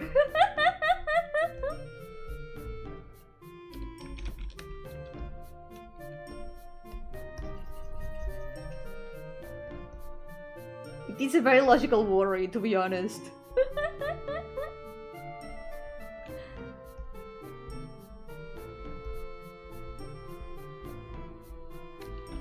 Get the frame. It's gonna be more or less the same as the leggings, but a bit lighter, I guess.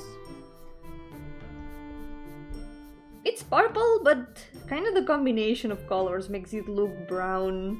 I like it. I like how it looks. Does this imply she got shot?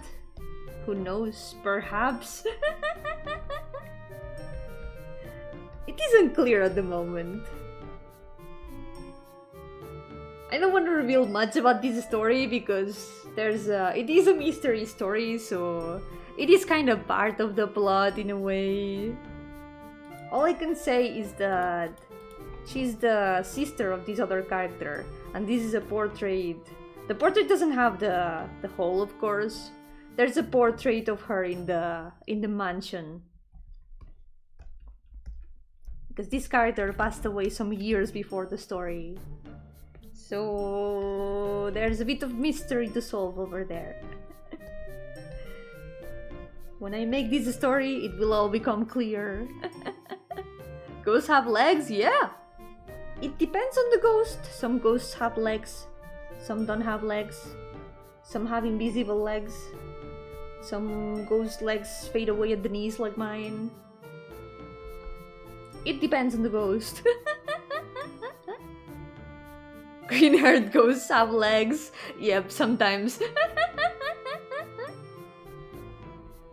There we go. This is finished. Let's save.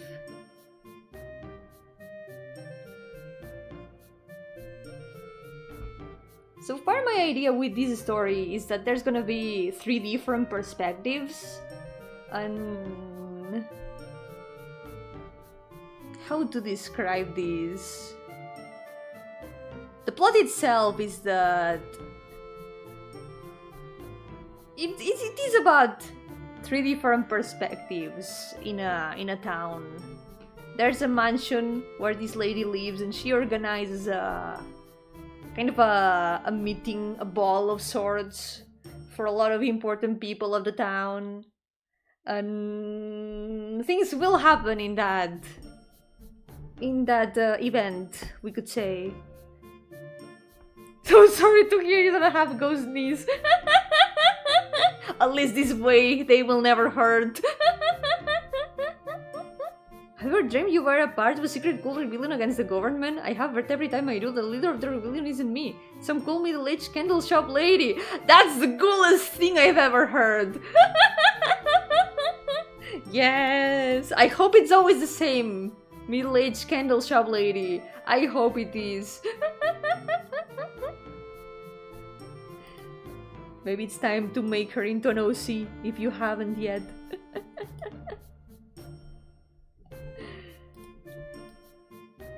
There we go.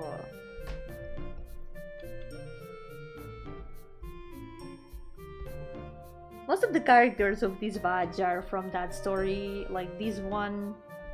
All the middle row is also from this story, and these 2 are also from this story, the 4 included. And there's some others that are not here in this part.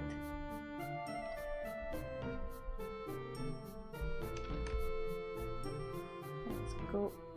These. Oh yeah, he's wearing gloves. It is literally always the same person. Oh my god, that lady is onto everything.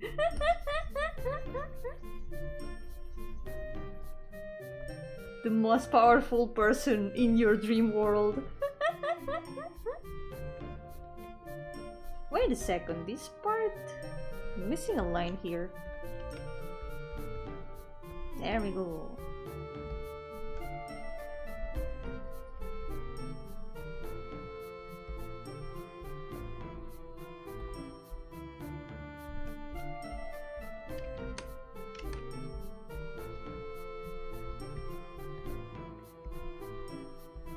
Here.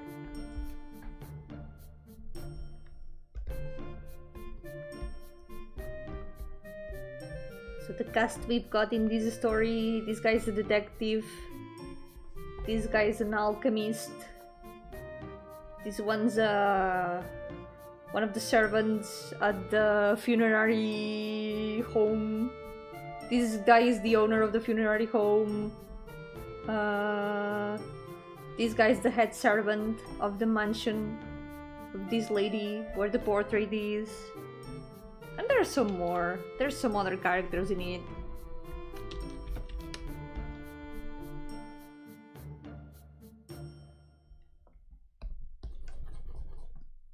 Now that I think about it, I don't know if I've ever dreamed that I was in a rebellion. I think at least once. I have a vague memory of a dream like that, of writing it down. But it must have been a long time ago.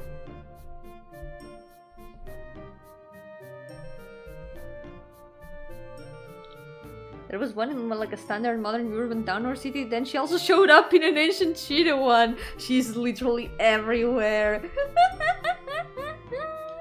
She was wearing her standard modern clothes in a fancy Chinese tea house, carrying barrels of gunpowder into the back room while we chatted. This lady sounds so cool. I wish I could meet her. Incredible. Well, this should be a bit later. This way the lines will be more visible.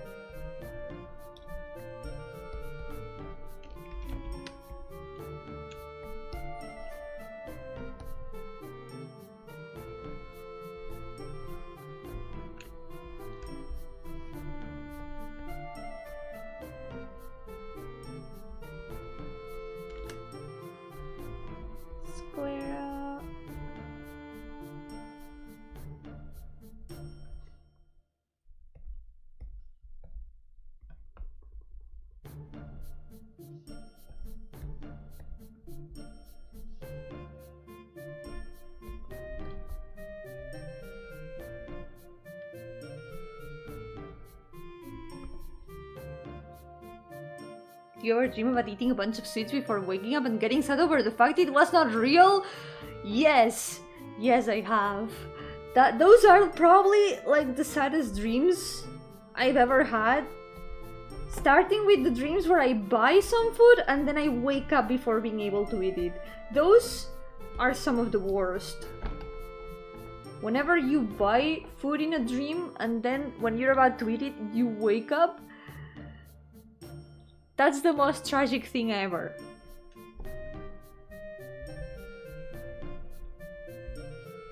It has happened so many times. I've gotten cakes and like sweets that look super delicious. And then I wake up right as I am about to eat them. It's the most tragic thing ever.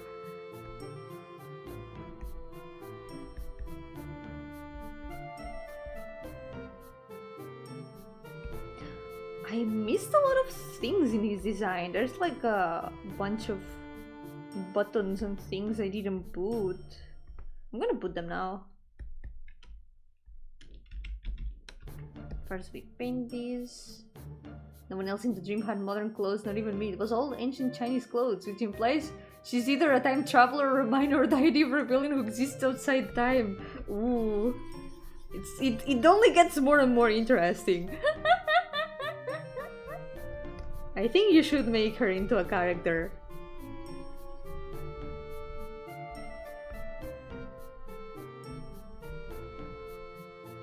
You gotta grant her life. You've got the power.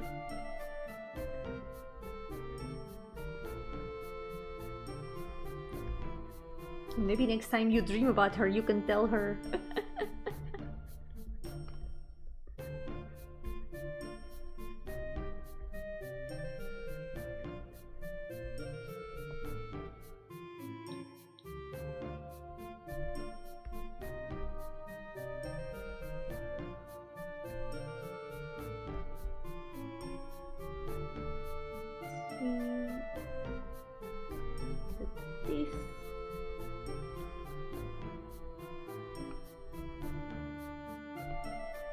I'm gonna add the details I missed before I forget.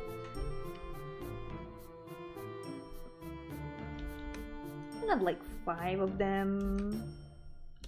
1, 2, 3, 4, 5.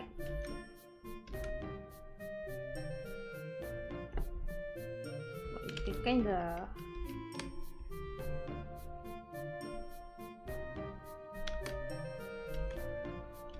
turned out spaced a bit weird.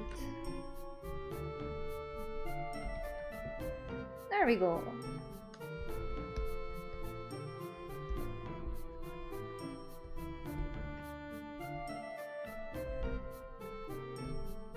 There's also some things in a lighter color.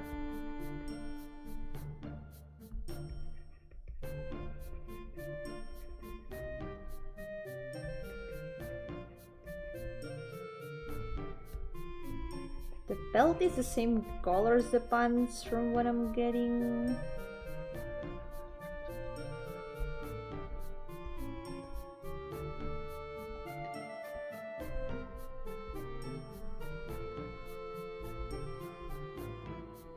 Now all the silver stuff.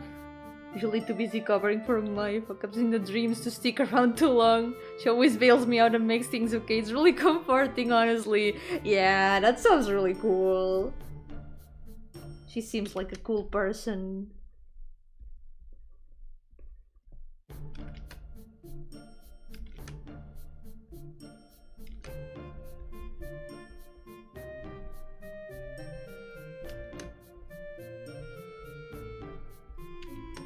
It's cool when you end up dreaming about the same person multiple times.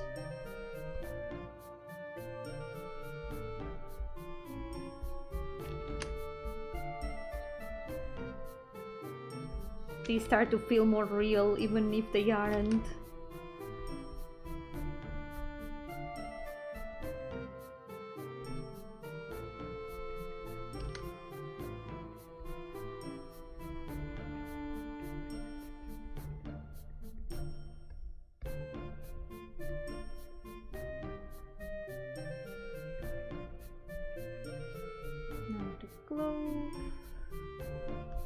Oh, the inside I can make it in this lighter color.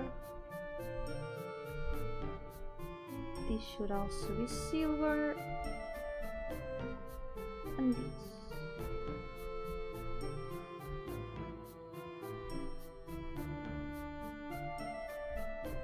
And now the boots.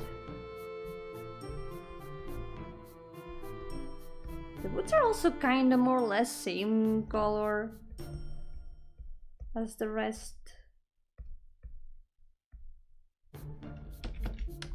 Yeah, it could be cool to make a story.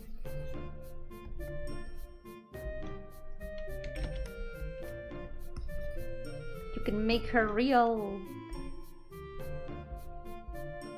Making stories is the way to make characters real. To literally make her dreams real. Ever dreamt the same city before? Not a real city that actually exists, just dreamt a city out of the ether before and realized later in another dream that they are the same city. Always! I made a... what's it called? I made a graph to figure out the layout of the city. Because every time I dream, I feel like I am in the same city most of the time.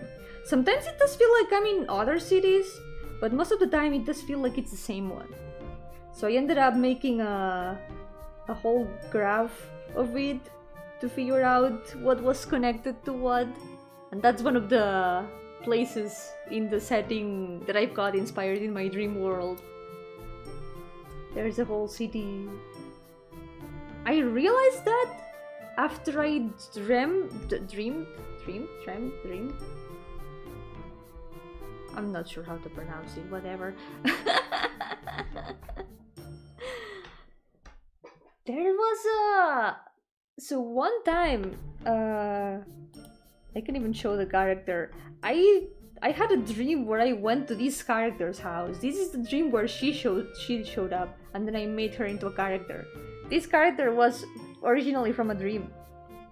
I visited her house. It was like a farmhouse at the outskirts of the city I always dream of.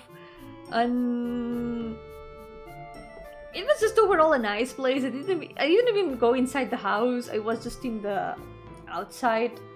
There was a nice little area in the entrance that had a table and stuff.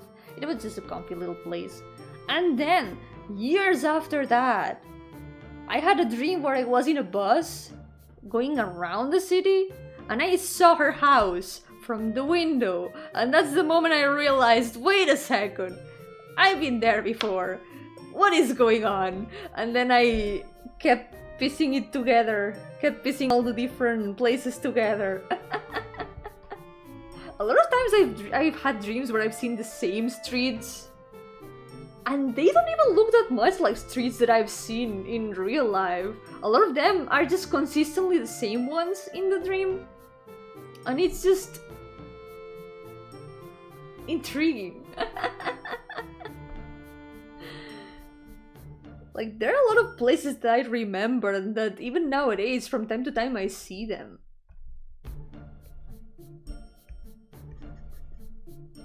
And sometimes I do dream about like another city too. There's like a bigger city that sometimes I also dream about. And sometimes I dream about going from one city to the other. And sometimes I've seen that big city in the distance. It's like it kind of takes shape. And it's probably not even that the places are connected. Mostly it's just my brain maybe connecting them in the moment. Like, oh yeah, this place is gonna be connected to this other place. This street kind of looks like that street I saw in that other dream. And then I connect them. I don't know, it's probably more like that. But it's cool. It has helped me figure out the setting a lot of my characters are in. Some of the stories that I will make happen in that city. One of the ones I'm working on at the moment happens in that city.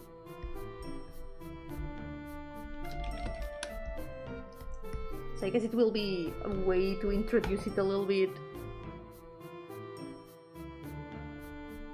In dreams you just know things sometimes, which is exponentially funnier when it also ties to other weird dream logic, like inconsistent sizes of things. That happens a lot, like knowing people that it feels like you've known since forever, but you don't really know who they are.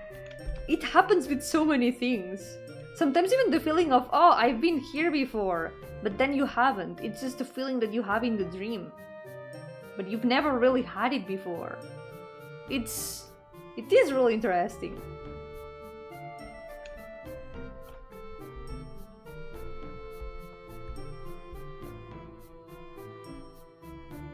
Next one. So many people with suits in this story. These people don't have a very diverse wardrobe. They all just wearing suits. Cat! Oh my god! There is a cat! Cat! Baby! Gotta stay dapper in a ghost setting. Yeah, at least they've got a good fashion. At least they look elegant, even if they are all wearing suits. Could be so much worse.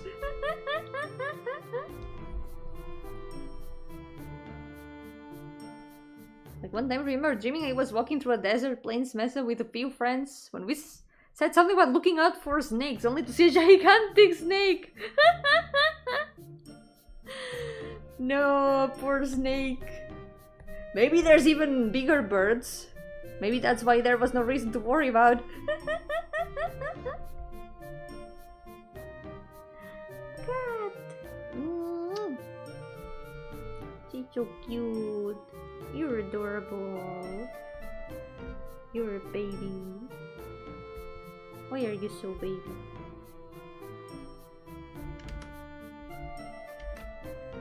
It's the gremlin all over again. People dream are so cool. All of my dreams are a little like gloomy. Don't think I have a dream where it isn't. Wish I can have a dream where I just hug fish. That would be so cute. Maybe you could swim along with them. Hopefully you can have a dream like that someday. Maybe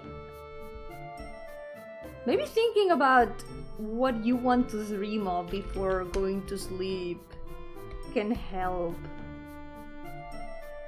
It's probably a little bit hard because since we dream a lot during every sleep cycle, it might not affect that much. But hopefully something good can come out of it. It's a shame that we can't really control dreams that much. We can really choose what we dream about.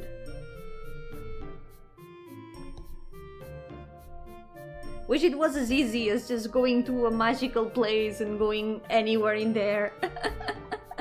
It's like we just spawn in a random place of the dream world every time.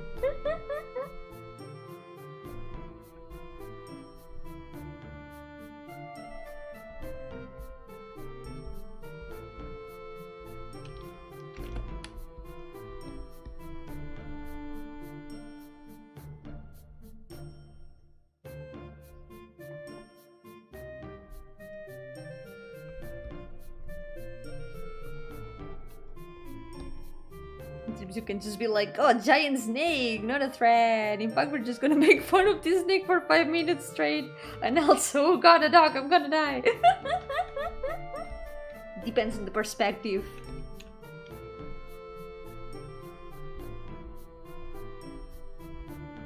It's all a matter of perspective.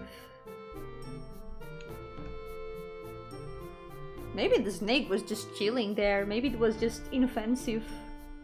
And maybe the dog was, I don't know, a chihuahua. Yo, Claro Tags, welcome! No, I'm not fading! I'm not! I'm just the same amount of transparency as always.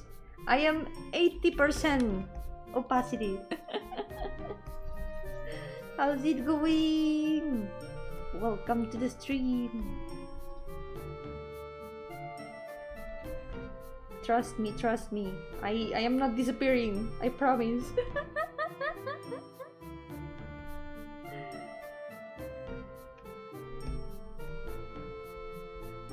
I really like his color palette. I like how the red of the hair combines with the purple.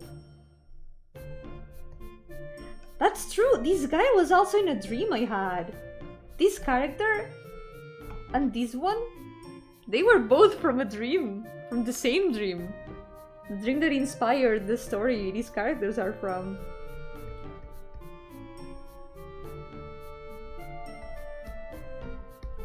Kind of relevant. I'm not fading away, I promise! No parasocial though, please. Please, no parasocial. We don't do that here. Yo, Spider-Man! Welcome! How's it going?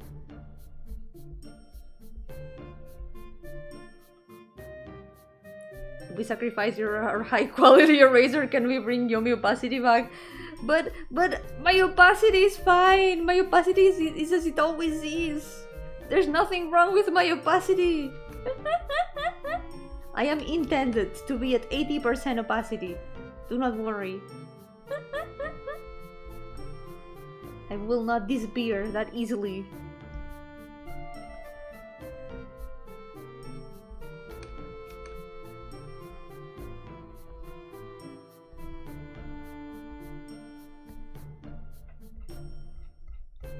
Paint the pixels.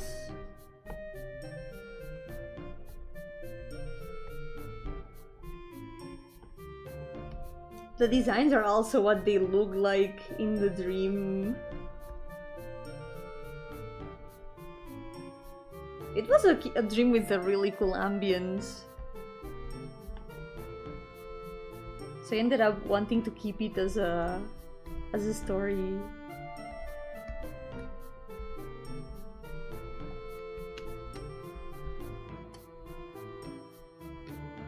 We sacrifice erasers that are used in architecture. Does she get the PhD in the afterlife? Yeah, that kind of sounds like dream logic. Maybe if it works. Doesn't hurt to try. Who knows? Maybe it does work.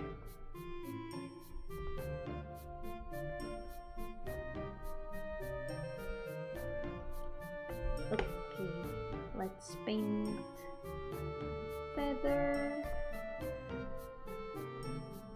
make it like gray, perhaps. The writing quill.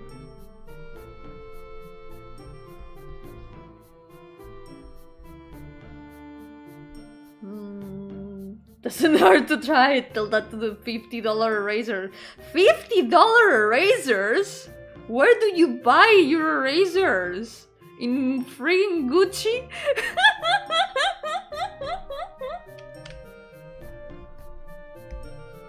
Where do you get $50 erasers? I think you might be getting scammed. Just a thought, you know? Oh my god. Are there $50 erasers? I need to know.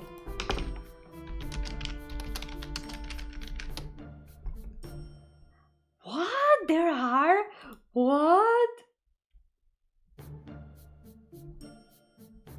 Oh no, 50, that's like 50 cents. Okay, that's different. Yo, Isaac, welcome! How's it going? Welcome to the stream! It's going well today. I'm doing some progress. I painted a bunch of base colors for a lot of the characters. And we're almost done with them. I'll have to move on to the lines after that. Oh my god, quesadilla! Enjoy! Enjoy your dinner! Yay, glad it's looking good! I'll do my best. We're gonna finish some more characters, at least in terms of base colors today. I'll probably have time to finish these ones base colors, then the next one, and maybe we can start the line art of the next one. Sounds good enough. Love her hair color. Oh, this one is a guy. This one's a guy. But yeah, I really like his hair color a lot too. I like how it combines with the clothes. The purple and red combine. Didn't know there were more type of erasers until I got to architectural school. There are! Oh my god! Do they use special erasers for architecture? I guess since it's like there's a lot of technical drawing there, you need very specific tools, like different thickness of pencils. Yeah, my day went great. I had curry today. It was really good. Oh wait, I missed a bit of the book here.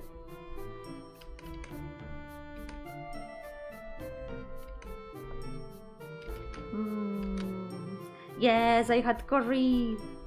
It was super good. And there's leftovers, so I'll be able to have curry again. Never had curry! Would you like to try it? I recommend it. I really recommend curry.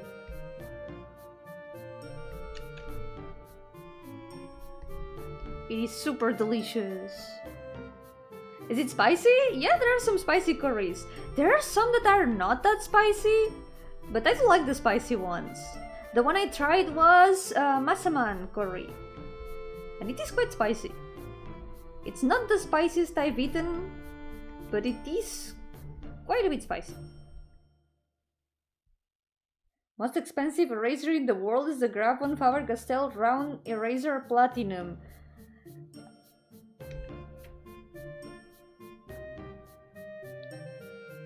That's a lot. That is a lot. That's a lot. That is a lot. That thinking about that eraser hurts my soul. Eraser curry. Don't put erasers in your curry. Do not put erasers in your curry, even if they have a similar consistency to potatoes. Do not put erasers in your curry. Ah, the really too spicy burns my tongue. You could try the non-spicy ones, because there's also softer curries. They do have a strong flavor though. It's all a matter of taste.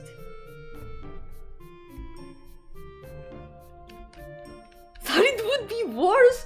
Worse? Well, yeah, it can always be worse. The number can always be higher, and that's what's terrifying. Oh no. Is it chicken and white rice with sauce? Yeah, it is. And also some vegetables. Usually potatoes and carrots. Sometimes also onions. Sometimes peppers. Different type of eraser is used for architecture and engineering. Depends on what you're using. But it's mostly utilized in blueprints and are like erasers premium. They work but cost a lot.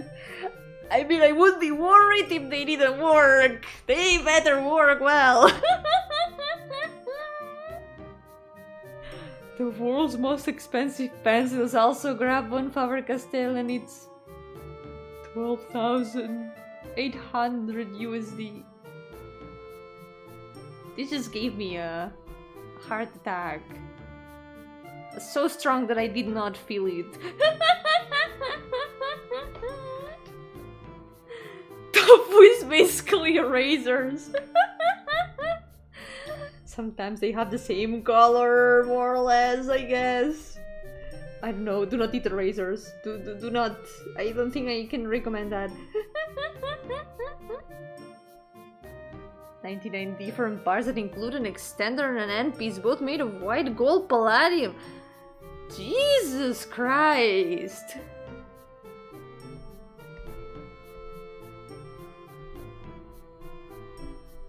I guess some people would want that. Recommend butter chicken or poutine curry to start. Oh, I've never tried poutine, but I've heard about it. Butter chicken curry? I've tried it, and it's super good. It is incredibly good. I really like it. Halloween is coming up next week. That's true! It's time to bring out the spooky games. Spooky time is coming. Skeleton War is also coming. Are you guys ready for Skeleton War?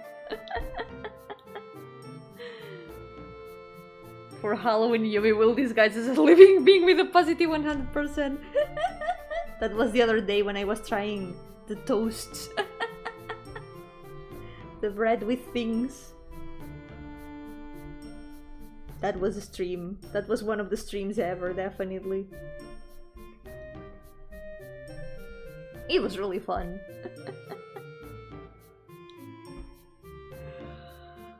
Why do they make those expensive pencils? Does anyone even buy them? Or is it just to flex?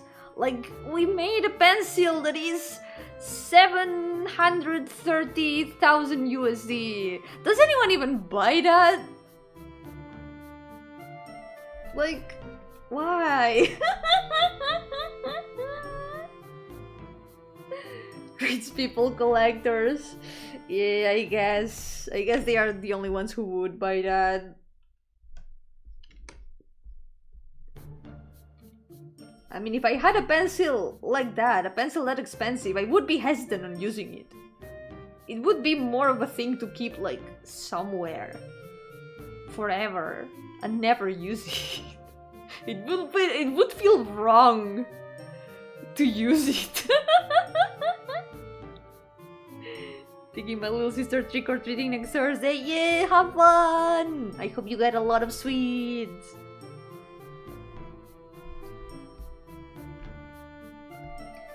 So, what color can we make the book? Let's see.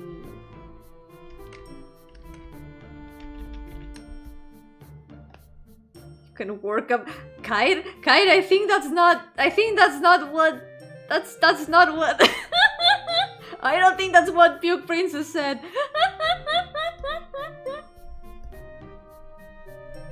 I think that's not how it went.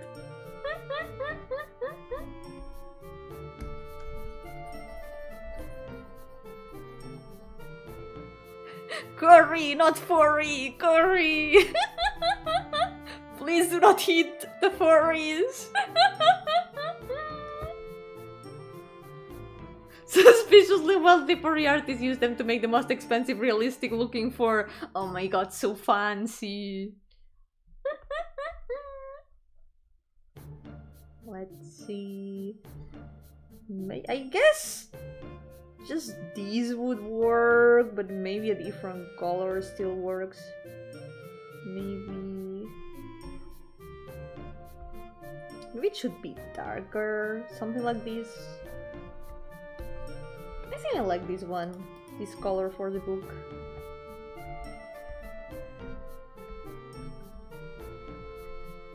I like.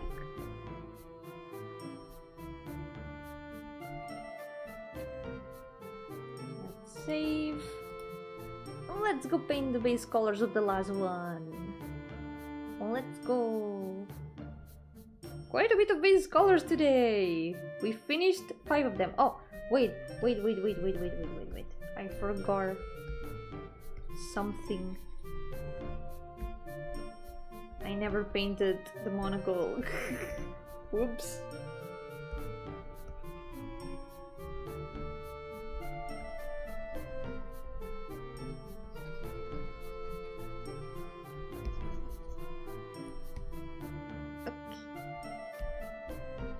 Monocle. This is gonna be hiding the eyes, so I'm just gonna paint it all white. There we go. I didn't notice either.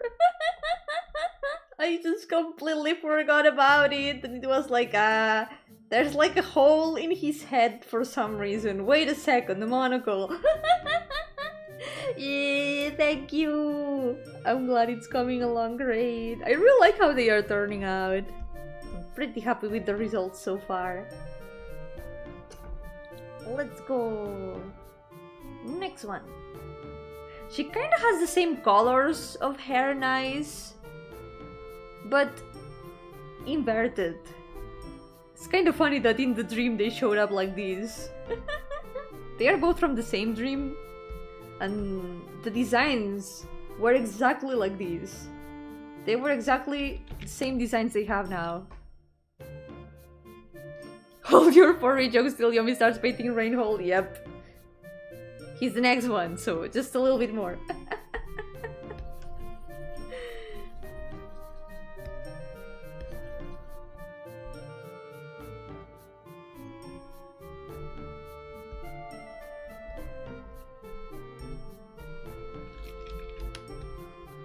Sun.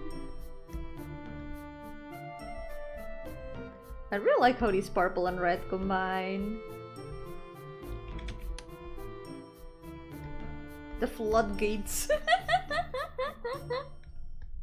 Summon the furries.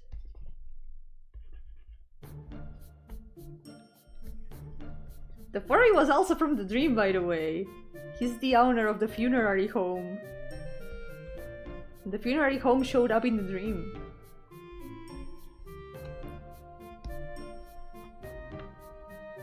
The place has like a garden, and in the dream, this alchemist guy had just arrived there to investigate some plants, these plants specifically, that were growing in the garden.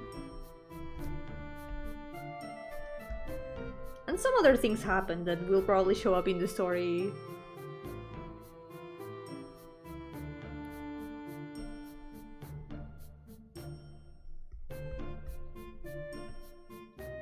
Please do not the rainhole.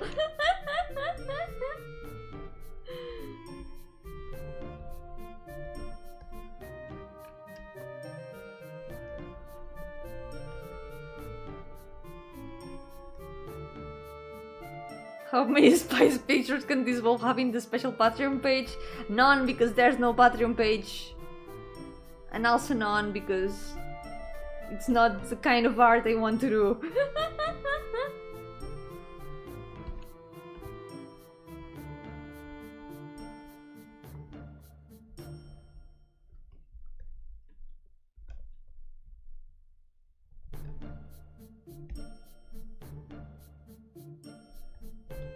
And now the dress.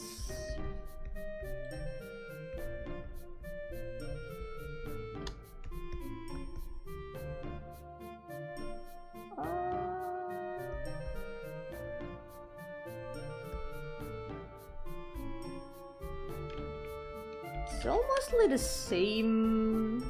I think I can add 2 different shades of black here for the dress, I think.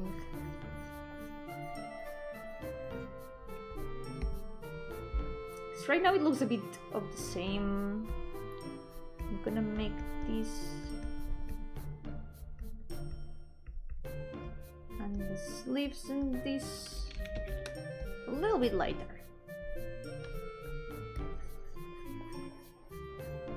Maybe still darker. There we go.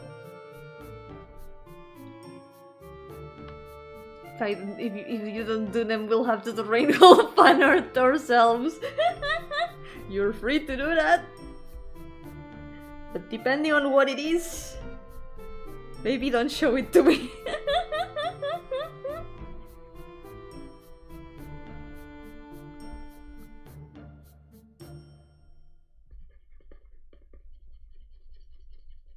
My birthday is coming up in 2 weeks. Oh, soon. Let's go.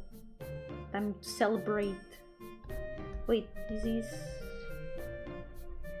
should go in this color.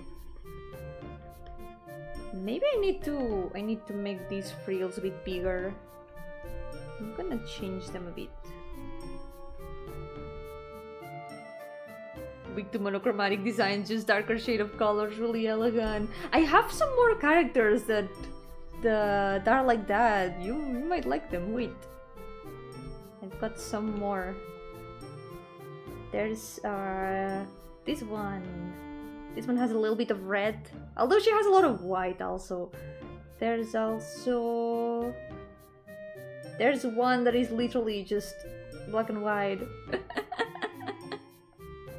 There's Cage over here. There's also... Where is she? Where is the leg lady? I've lost her. She might be not in here.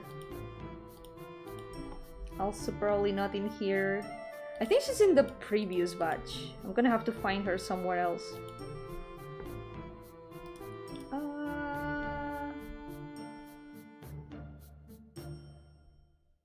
Where is she?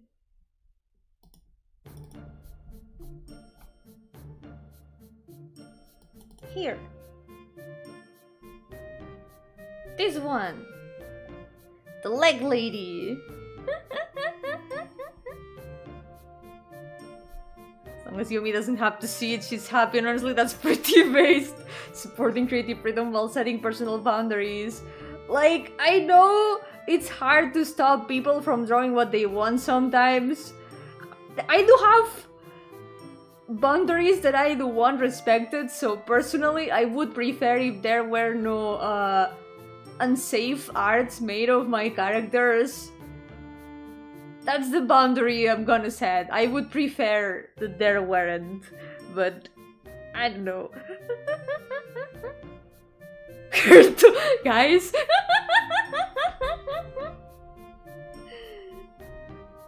I do like her design, even if I don't like her. She's way too smug. Why is she like this? I don't know why I made her like this. I guess this one also fits the kinda monochrome vibe, except for the legs, but... Transcoloring a trip. She's not as tall.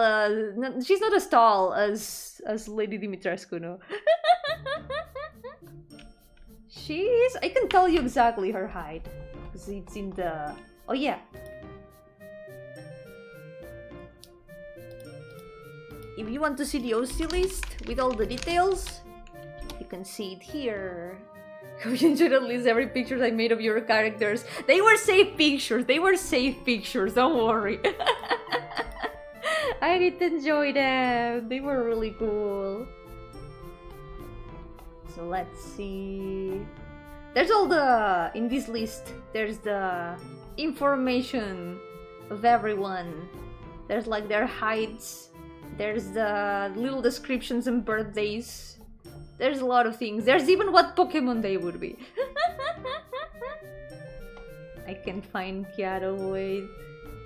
Where is she? Where is she? I'm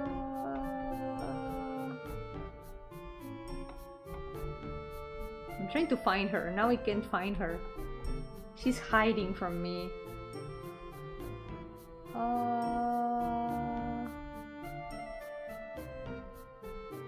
Oh, there! I found her. She's 173 centimeters. Or 5.8 feet. There's both units for the heights. Can Jorgito be an OC2? Nah, Jorgito is the mascot of the channel. I don't include things from the channel as OCs. I only count the characters from my stories and relate it as OCs. Yo, Pug! Welcome! How's it going?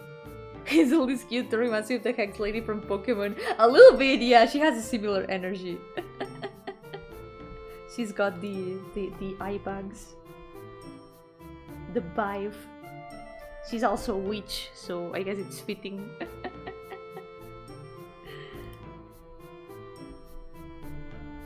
There we go, let's continue.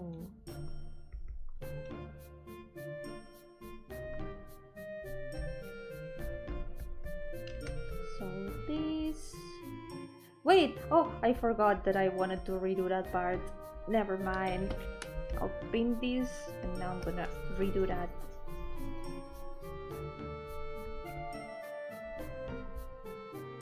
You color swap their hair purple, it would be identical. The outfit is a little bit different. The hairstyles are kinda similar, but she's got these kinda twin tail thingies. I don't know how she holds her hair like this. This is slightly different. But it is very similar indeed. It's the same energy.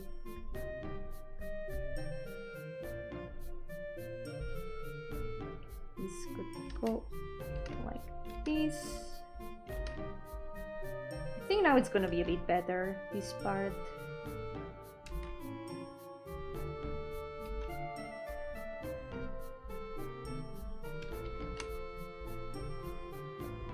Uses witch power to hold her hair like that. Yeah, that explains it. A witch did it. It's just witch magic.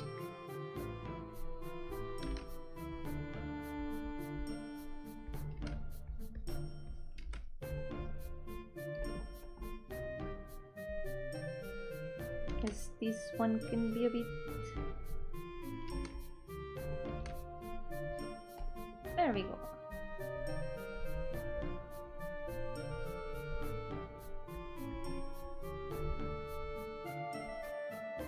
This way the frills can stand out a little bit more. Makes a bit more sense for the clothes.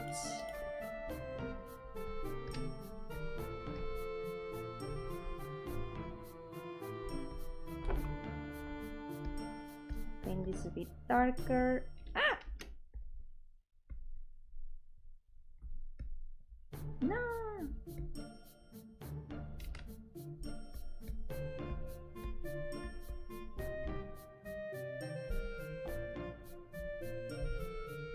Expect to see her sliding towards me on the second floor of a building on North Boulevard in Lumio City. She would have a Trevenant if she was a Pokemon trainer. She would definitely be a Hex Maniac.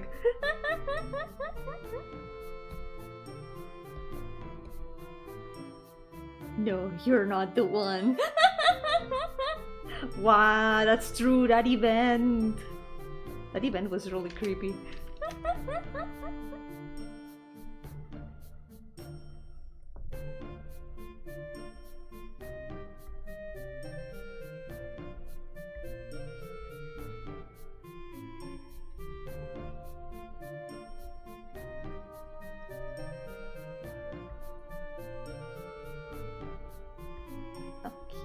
There we go. Fix this a bit. Oh! Unpainted fingers. And then...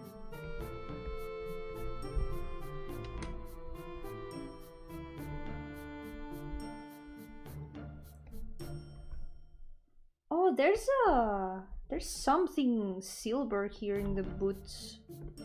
Maybe it's the buttons, perhaps? It might be.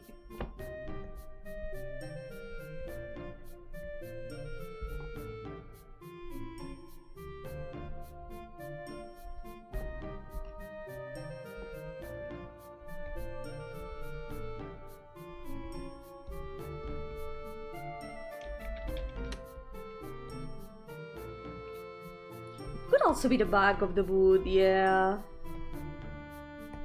Maybe you can also add it in the back of the boot. Might be a good idea. To add another little detail.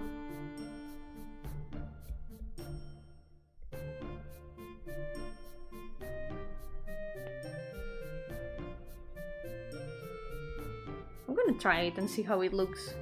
Have those silly cowboy boots with the sauce at the ends of them. Oh god, those are so silly. What are those saws even for? Do they have like a utility? Are they there for something or are they just decoration? I've always wondered about that.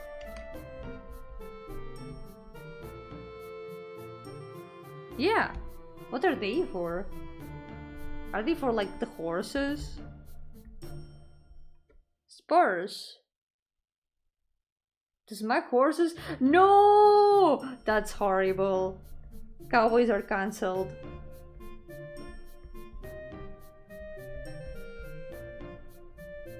I thought it might just be like a weird fashion thingy.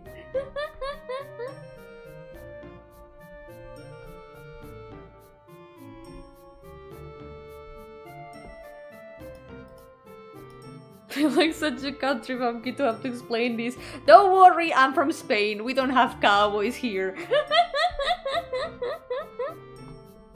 It's not your fault. I'm just not in a cowboy area, you could say. I don't see you on my birthday, Yomi. Can you send me a birthday wish in the comments? I could also say happy birthday the next day I see you, or the previous day. We'll see when the day comes.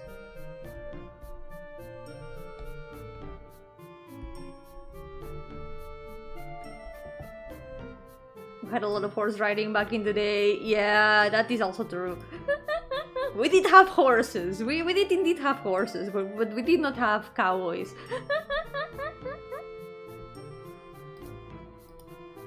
There we go.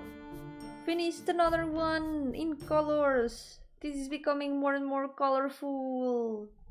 Let's go. So, next one. Now you can bring out the furry jokes. We're gonna line art the furry. Probably I'll do his line art and then we can stop for the day. Cause it's probably gonna take a bit long. I feel like I can still do his design better, but my abilities at the moment, my abilities with furries at the current level are not that good.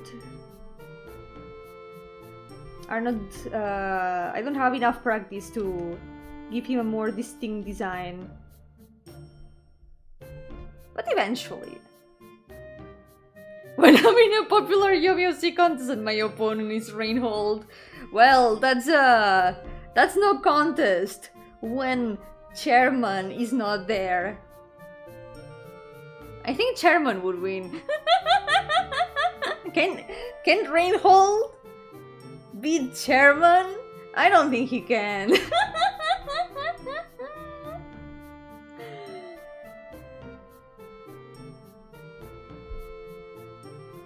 Chairman is probably one of my biggest brain moments.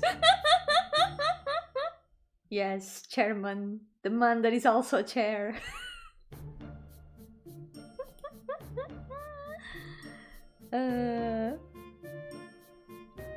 Yeah, starts to sound a little bit dangerous.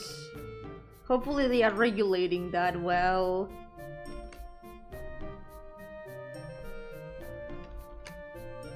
The poor horses.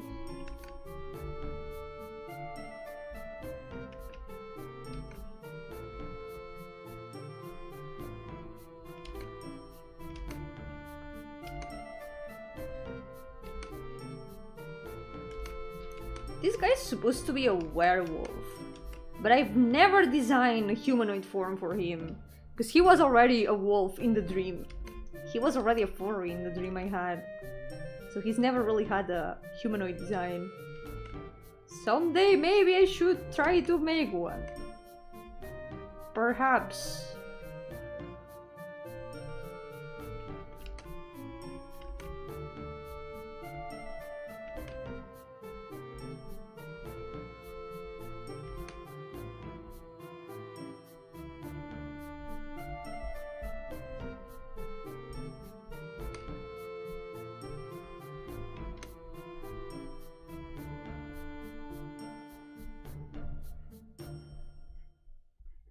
I just randomly thought of one way of connecting something from the story.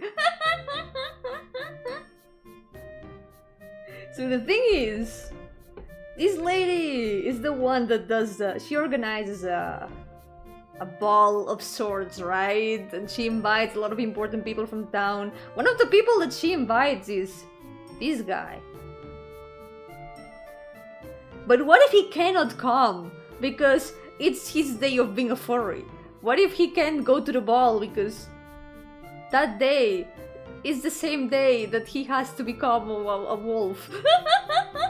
So he sends the alchemist and the maid in his stead. I just thought about that, and I think that's gonna be what happens.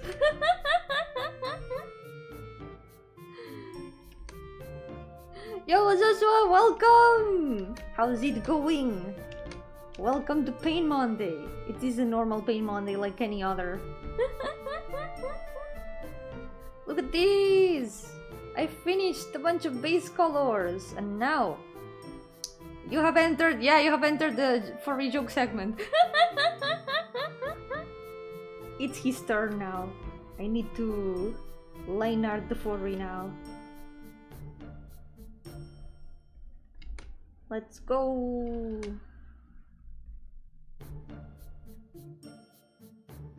What if he can come because he's a furry?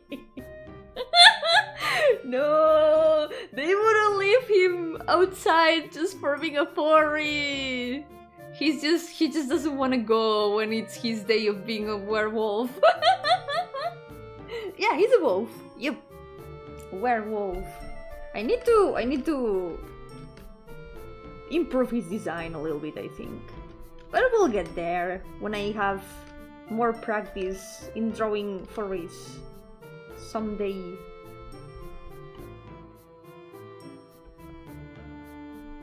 Spurs are mostly innate for riding. That's good, that's good. I'm glad that at least they are not being used in a harmful way anymore.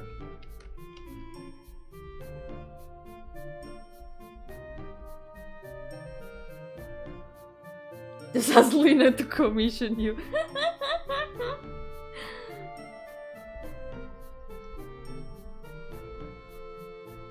It's fine, it's fine. At the moment I'm still not confident enough to accept furry commissions, but at least I want to learn to draw my OCs better. So from time to time, I gotta try to draw them.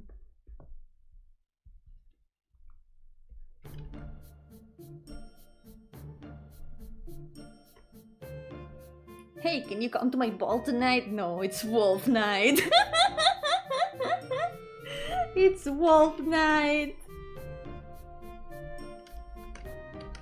He's gonna be like, ah, it had to be this day. I'm sorry, I can't go. I'm gonna send this guy and one of the servants in my stead.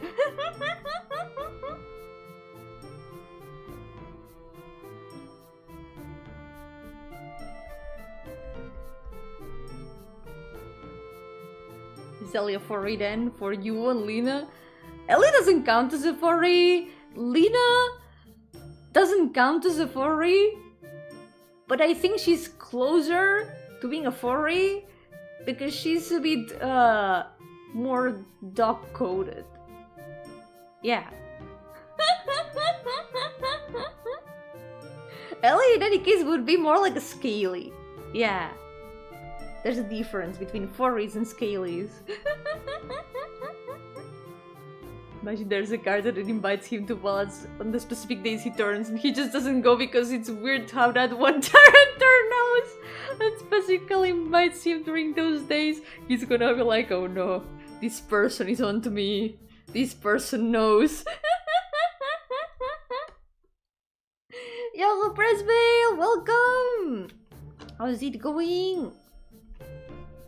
Welcome to the stream.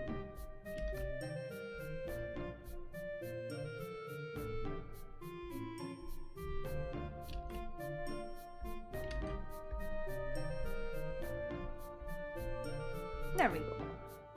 Then you can draw Leo since he's a furry. I tried one time, I think with my left hand. I remember.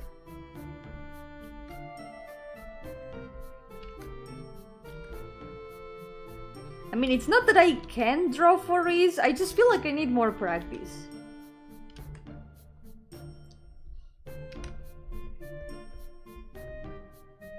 I remember.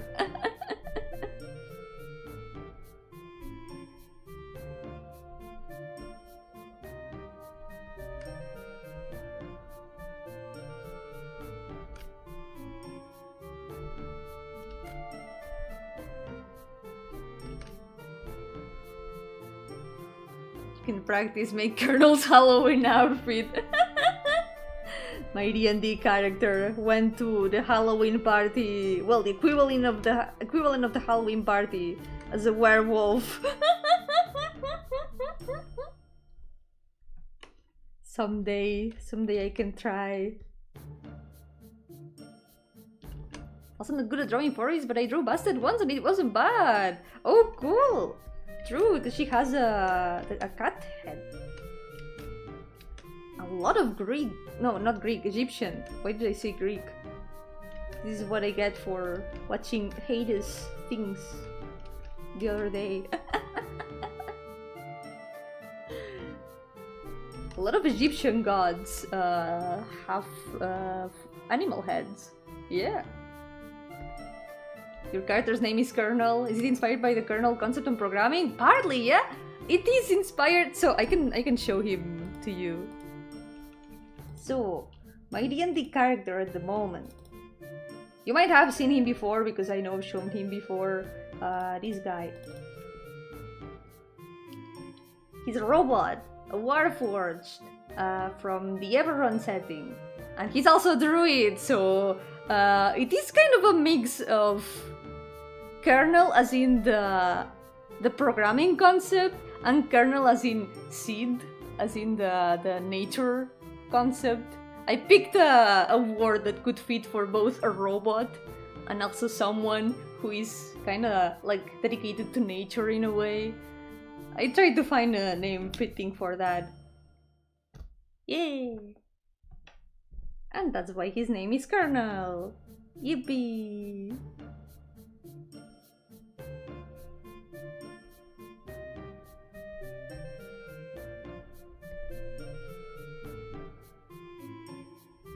Never actually been to any Halloween parties. Me neither, only in D&D. I was only in the Dungeons and Dragons session.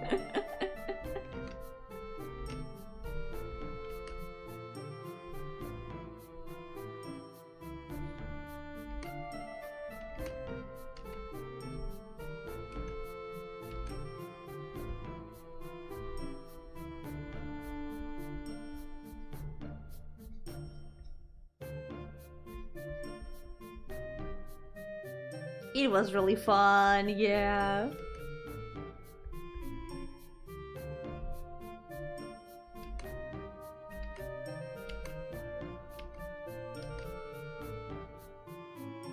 Hearing the world programming traumatized me.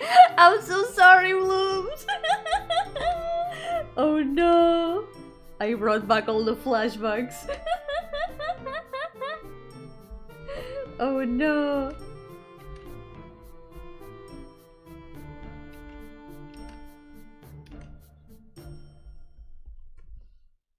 Yoko Nirvana, welcome! How's it going? Welcome to the stream. That's me, I'm the ghost. I'm doing a line art now, but I painted a lot. I did a lot of base colors today. Ta-tan! We're getting some work now. Getting some work done now.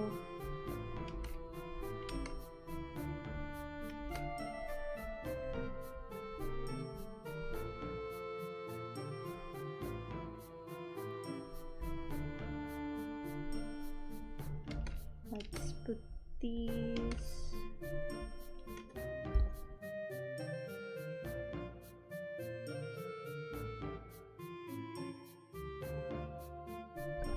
So tired, you. I hope you can have a good rest now.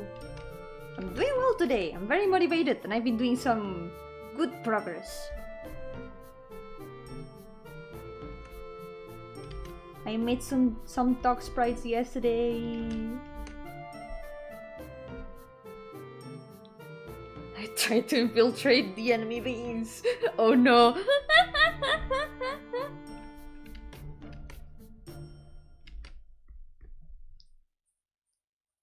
Pulaski the Great Magician looks like he has lots of gadgets under that hat and he's secretly a detective.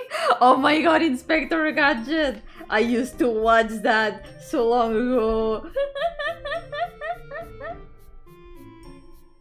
Well, he's a great magician. He probably does have a lot of gadgets. I could see that. Motivated. You're always motivated though. Not always. Sometimes I do feel super sleepy. Sometimes I'm like, I don't want to do anything today. And then I force myself to do things anyway. Because my work never ends.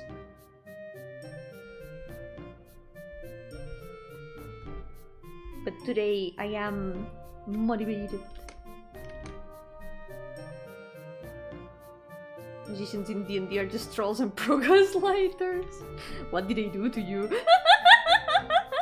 What did they do to you, Joshua? Sounds like you've had some bad experiences with wizards. What happened? Dark vision requires a carrot, read mind requires a penny. Penny for your thoughts!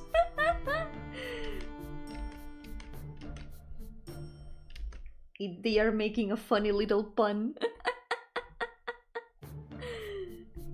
At least if you've got, usually you've got like a material component box, so you don't really need the components most of the time. But it is funny, the required components. Sometimes they are the most random of things.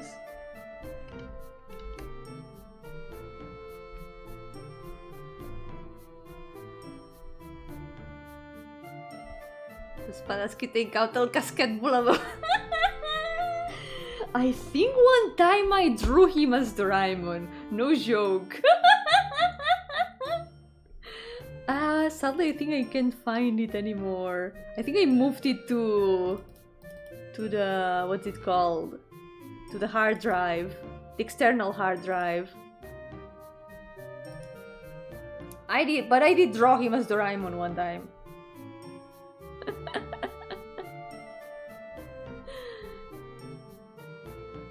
Open door requires a sesame seed. Oh my god, that's a good one. They are all puns. D&D magic is really funny.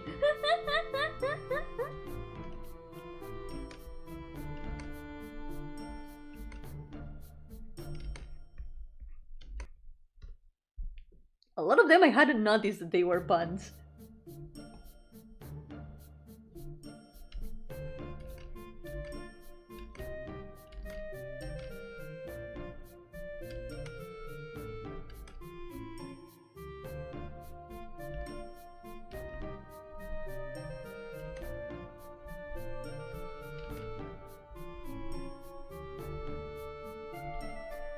the boots. I think one of the boots turned out a bit taller than the other.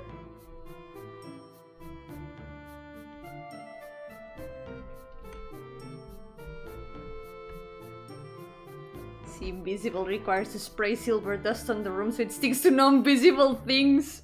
Oh my god. Maybe the magic is not as magic as we thought. Maybe it's a lot more mundane than we thought.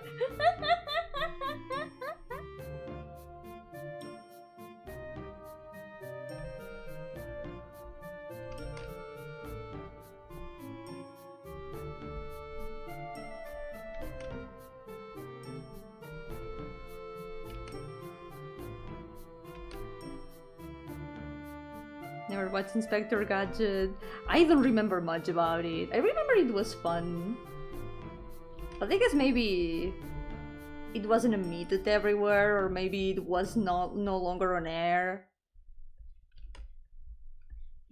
It just coincided that I was watching TV when it was emitted.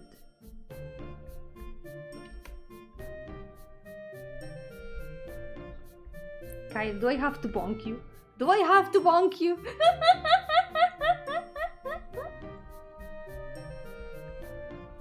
How are you the day after the boot stream? Actually good. It didn't really do any bad effect on me. I didn't notice anything weird.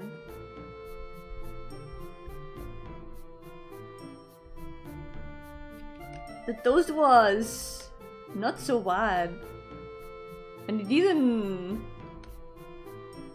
even cause any bad effect. Maybe I am immune. Is Lynn in the chat? I think not. I think she's not. Can remember from Inspector Gadget the course of the opening.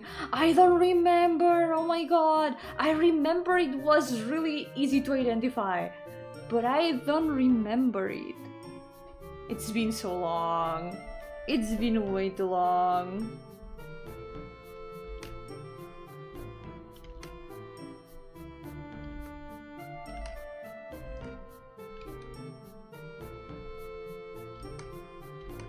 Oh yeah, random thing. I mentioned this around the start of the stream, but since it's been a while, for those who missed it, I am now starting to be more active on Blue Sky.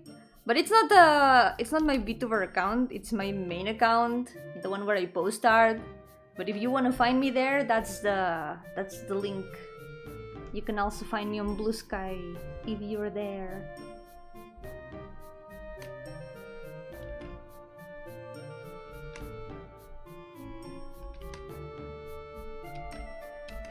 In case anyone wants to find me there.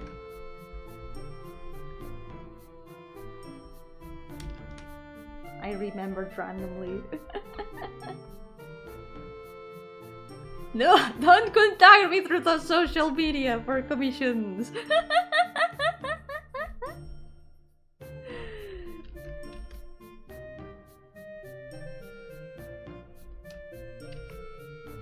I was going to ask you about your VTuber account. I didn't make one. I'm probably not gonna make one because I prefer to just keep one account to keep everything focused.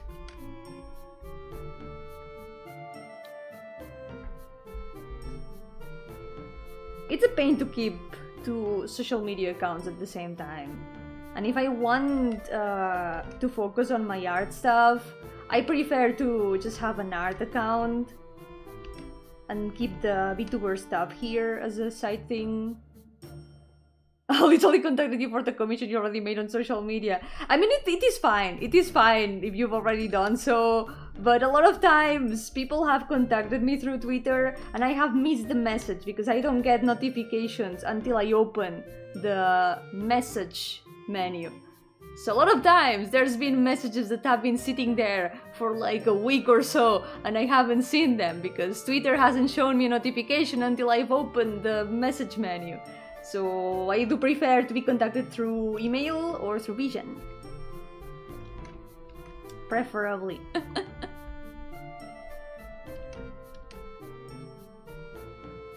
Yo, Gardenia, welcome! How's it going?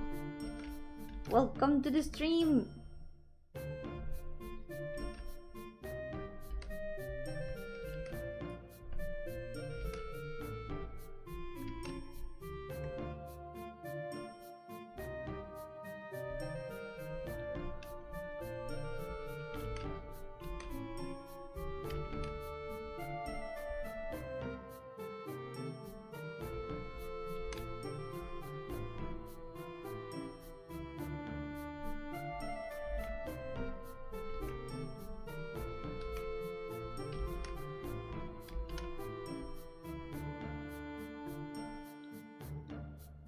You have to contact Yumi through her official commission for stats for wrinkled pictures. Now that I bought Vision, I guess it's a lot easier to do it through that, yeah. But why wrinkled pictures? Why that of all things?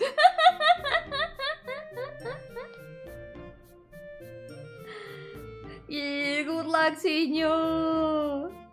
I hope that you can fix the sleep schedule. I also just noticed that you said hello in Woo.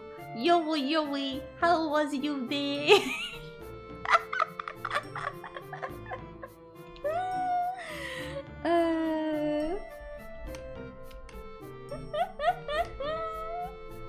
I hope you can have a good sweep today. Sweep is different from sleep.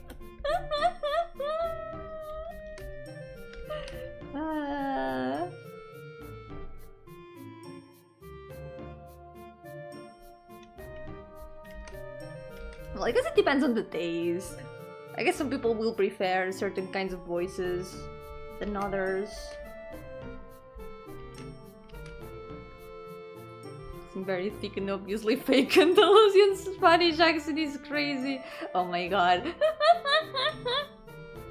I don't know what accent any of my characters would have, because since, I mean, I'm Spanish, right? I don't notice things like accents that much when I hear people speaking in English. I cannot distinguish between them. So it's not something that I pay much attention to or that I can recognize. But if I could, it would be interesting to think about that. But what kind of voice my characters would have in English?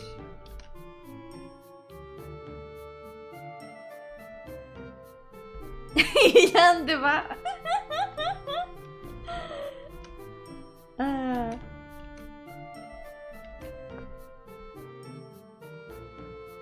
No, not you who speak!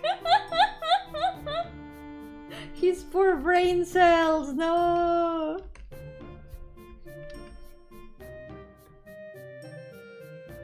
Yeah, enjoy Blasphemous too!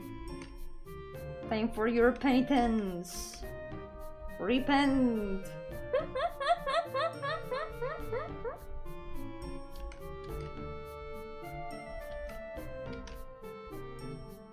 Exactly, you noticed the UU code! I can.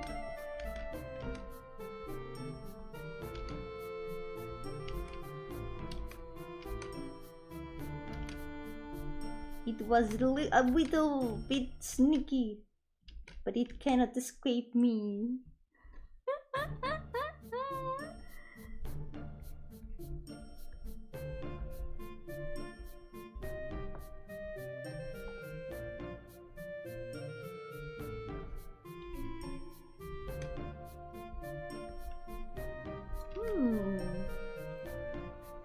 Maybe I can add some decoration to the sleeves.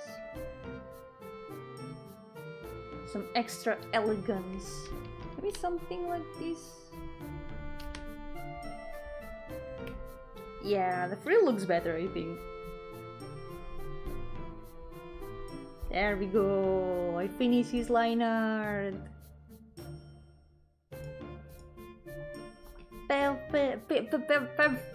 How would it be? Perfect! Wrinkled has servants to translate his speech.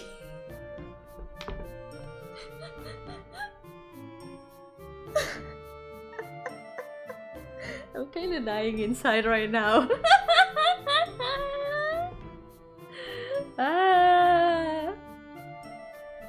Okay, I think for today, should I maybe paint his color? This way we can finish all the cast of that story, I think.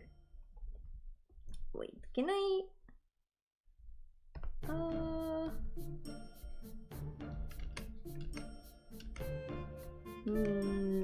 don't know what would be best.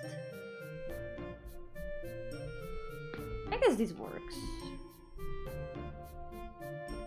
Better. I think this looks a bit better. Yo-hooo, Ruby! You got a second yo-hooo. Enjoy.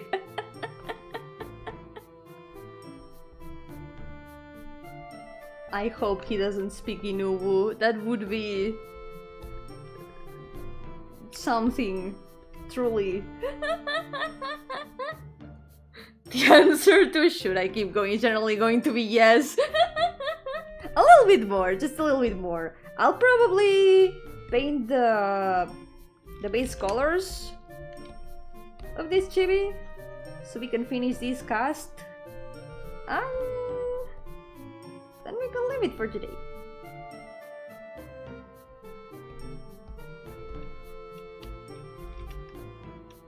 You are making it quite good. Send help. I can't. Don't do this to me.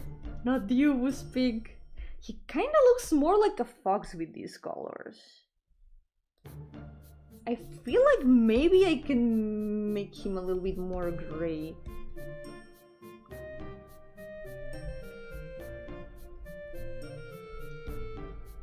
I feel like he should be a lot more gray. I need to change his colors a little bit.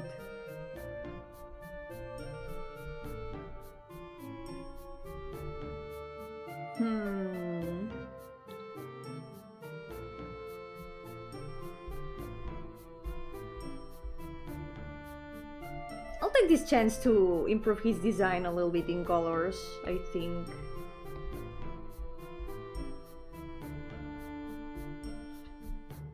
UK Yomi, no. I am not okay.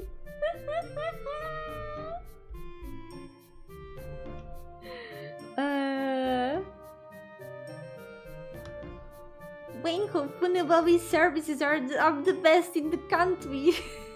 Oh god, putting that logo in the caskets would be insane. That would be insane.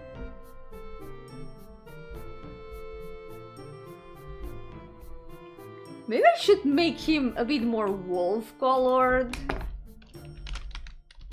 This way he looks more like a wolf rather than a fox.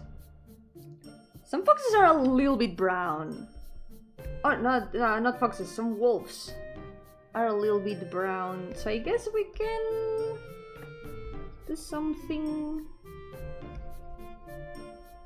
Maybe we can make him a little bit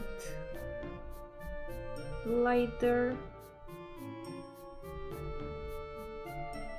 over here. How does the fur in wolves work? I'm looking at references right now. This definitely needs some improvement. I'm gonna make this a bit more gray. And I guess one thing that I'm noticing is that they've got the fur over here.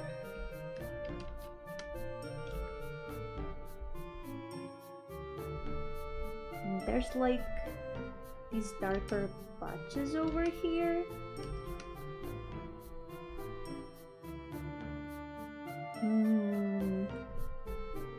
And they've got like a lighter bit of fur here.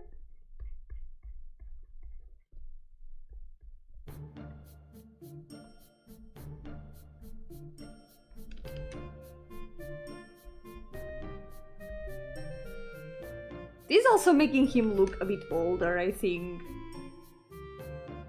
I guess it works. I can always improve this a bit more when I paint all the details.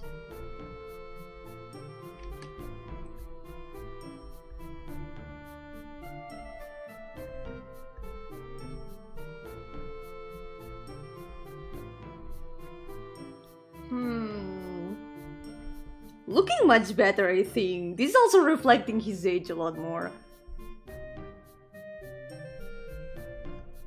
think this perhaps like this.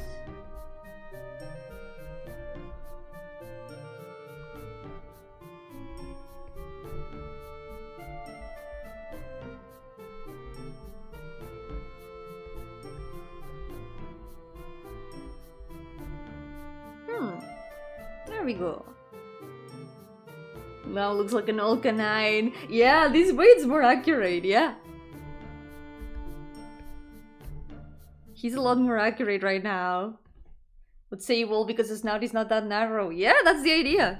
He's supposed to be a wolf. This guy is a werewolf. I've just never designed his human form.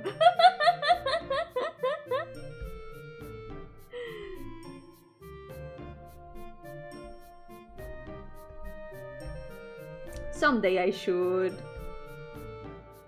Like he's supposed to be a werewolf. Where is the were? There's only wolf here. Woof.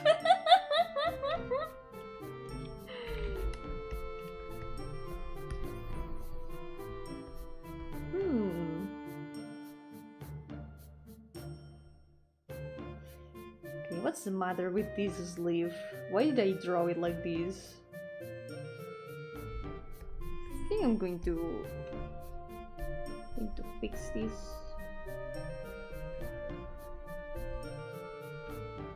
Do you have a warehouse? There was a joke like that what a friend once showed to me, and it took me a moment to get it, and I ended up bursting out laughing.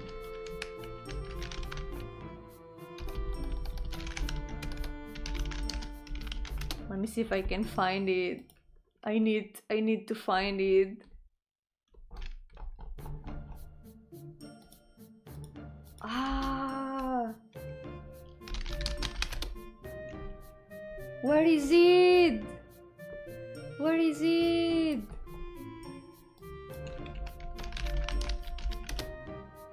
I found it! Oh my god, I found it! Wait.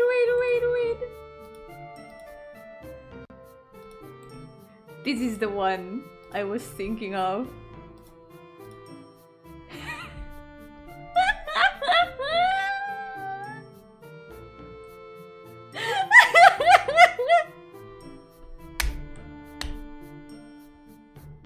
This joke took me out for a while. It took me a moment to get it, but then...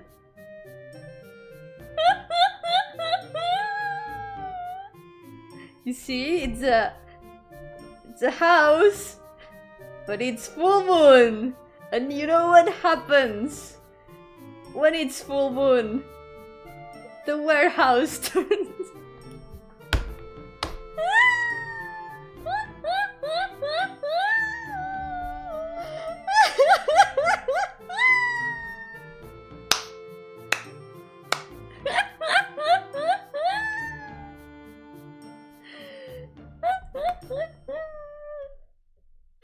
There we go. A warehouse. I can. It's so perfect.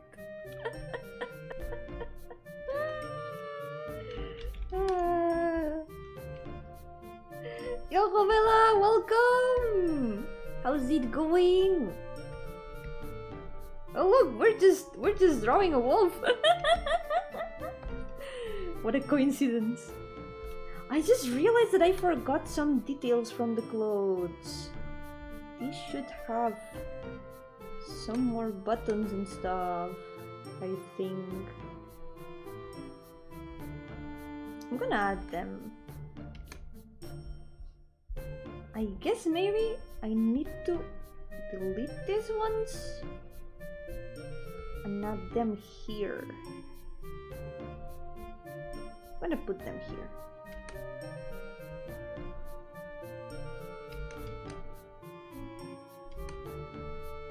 Let's see. There we go. Does the suit have a self-destruct button? Why would it have a self-destruct button? Why a self-destruct button?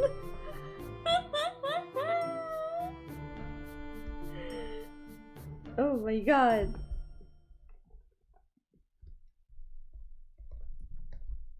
Have a nosy with the same bob and color with bangs covering the eyes. Oh my god, another sister? Do I have a long lost sister? That's so cool. Maybe we go to the same hairdresser. Oh, no way. What is her name? I have some other characters also like that. There's one that people keep calling Yellow Yomi because she has the same bangs and is also a ghost. But she's blonde. Here, this one. She also goes to the same hairdresser.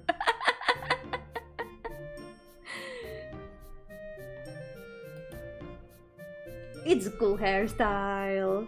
I like it.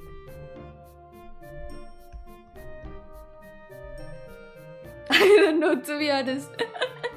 It happens. It's hard to give names to characters sometimes.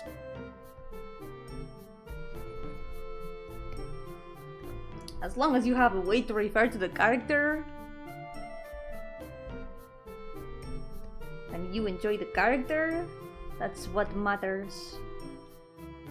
Blummy.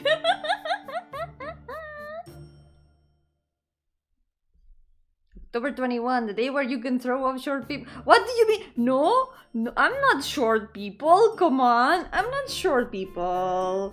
What do you mean? What are you talking about? Also, here, it's October 22. It doesn't count anymore. This is a space safe for short people. Here, we're not gonna throw anyone. Not that I am at risk of being thrown, because I'm not short, clearly. How tall are you? I am 152 centimeters. She's inspired by the Loch Ness Monster and her name is Nessie. That's so cute. I haven't seen that many characters inspired by the Loch Ness. It's cool. The Loch Ness Monster. Cryptids.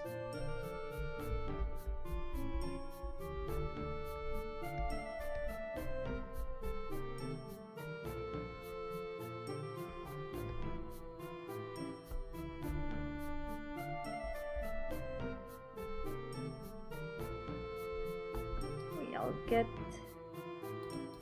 color. You're made of bag to blast, you're not getting harmed. But I wouldn't want to be thrown, even if I was short. I don't want to be thrown. What's your favorite OC you have made? My favorite OC is called Mayo. And it's this lady over here. This one! I really like her a lot.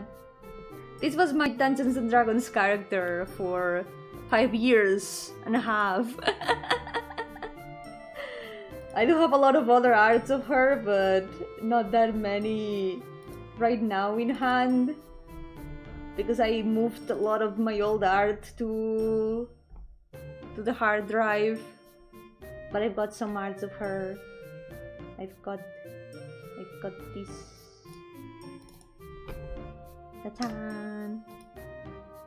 She's related to Mayonesa? Nah, her full name is Mayora.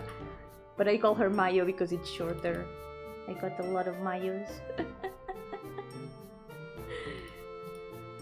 There's also this one. Once you're done with the wolf, are you gonna end the stream? Yeah, I'm gonna finish after the wolf. Ta-tan! I really like this one. This one turned out so soft. Mayora with an E and an H at the end. Not related to Zelda. She's originally a Granblue Fantasy OC. Looks like she's from Genshin Impact. I can see a little bit of influence, yeah. I like Genshin, so I guess a little bit of influence sneaked in there. She's inspired by Gramlu Fantasy. She's originally Gramlu Fantasy OC. Can I make fan art? Yeah, of course! I would love to see it! I would really like to see it. I'm always really happy when people draw my characters. Baby Mayo! This one is so cute. I really like how this one turned out. I also drew Fairy Mayo. This was gonna be a challenge. I was gonna do a full month of drawing Mayos, but I ended up only drawing 8 of them. This is the last one I drew. But I have a lot more art of her. I got oh wait, I got the treehouse page. I don't have to find the hard drive. Your style's so cute, thank you! Really glad to hear that. Thank you. The furry one or the swimming one? I guess the furry one, because it's not much of a swimming one. The one with the floating islands.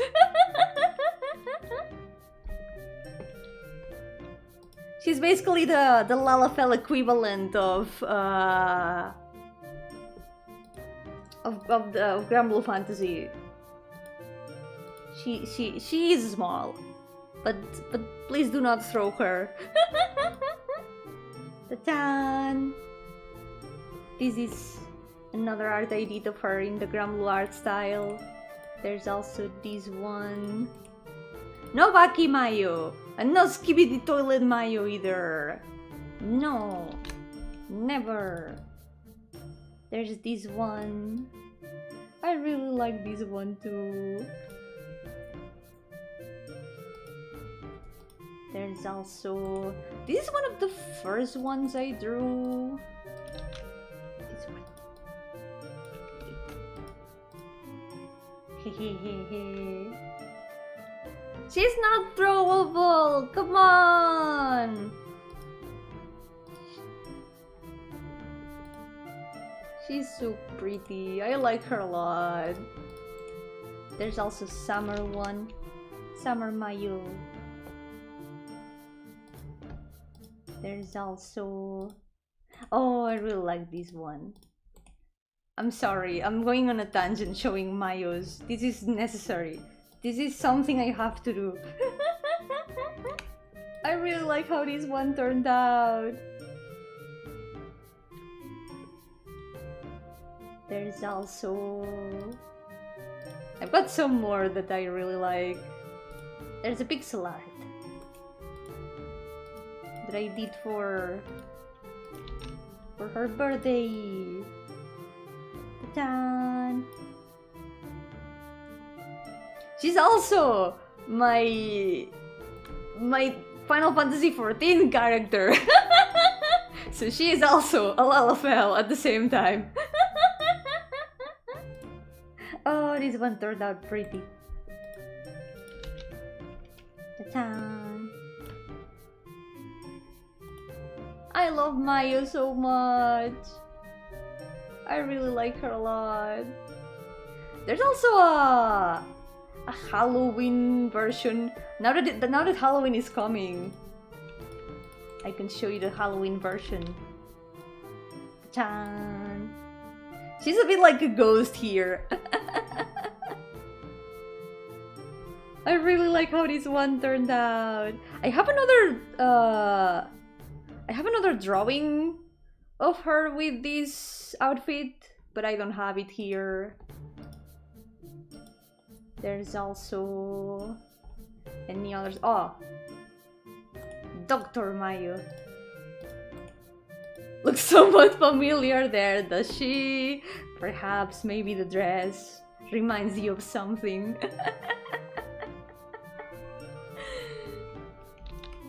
There's also Dr. Mayo.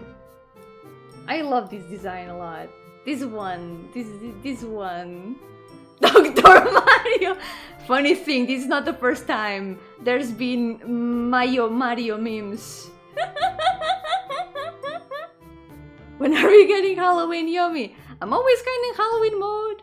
Maybe in Halloween we can get Halloween Yomi. Your drawings are really good, Yomi. Thank you. I'm glad. There's also this one. She really likes fluffy things. I really like how this one turned out. Also, Bella, I have no idea what that is about. So please, if I don't reply to that, please do not insist. I still have no idea what it is. I know it's something about furries, but I don't know what it is about or how it works. It's fine, don't worry.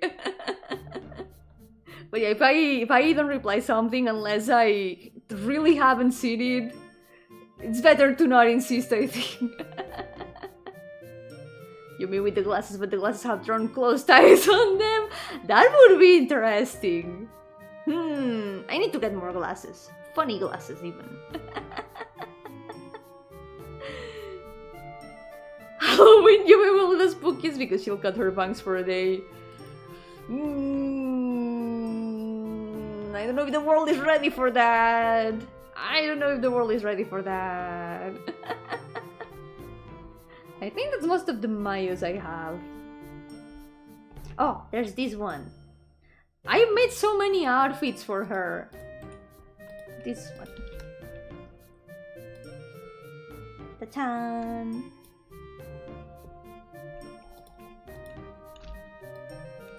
I had so much fun giving her so many outfits. Random animal with cat-looking shaped ears. Cat, maybe. Cats will have cat-looking shaped ears. She's your favorite? Yeah, she's my favorite. I really like her a lot. I have another character that is also one of my most favorites, but I got super attached to Mayo because after 5 years and a half of D&D, seeing her adventure and her journey, I just got really attached to her. Mayo is like Barbie. There's Dr. Mayo, Lawyer Mayo, Astronaut Mayo. All the Mayos you can imagine. A little too cute for me. Yeah, she's adorable. But that's fine. There's tastes for everyone. Yo, Bucho, welcome! How's it going? Welcome to the stream! I was showing my most favorite OC of mine. Mayo, my beloved. I like her a lot. I didn't expect to get so attached to her, but I did. It's what 5 years and a half of D&D does. But my previous favorite character of mine was this other one. This lady called Cecilia. She's still one of my most favorites. Definitely still one of my most favorites.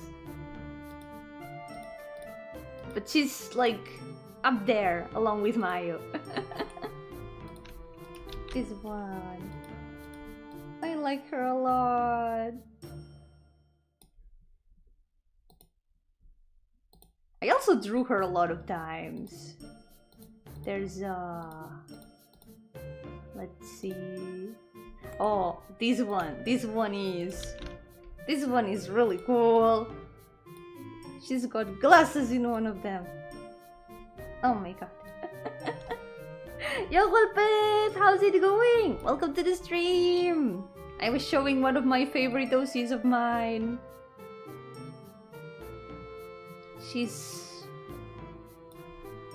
I had to give her a kinda office lady-ish design.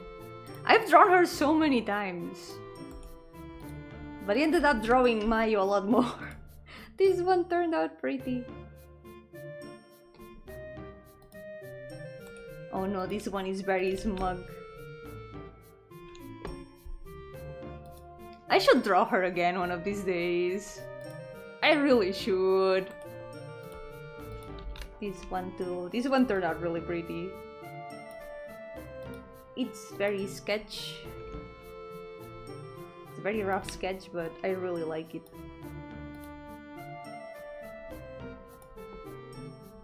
And there's also this one. She's got a sword. Hehehe.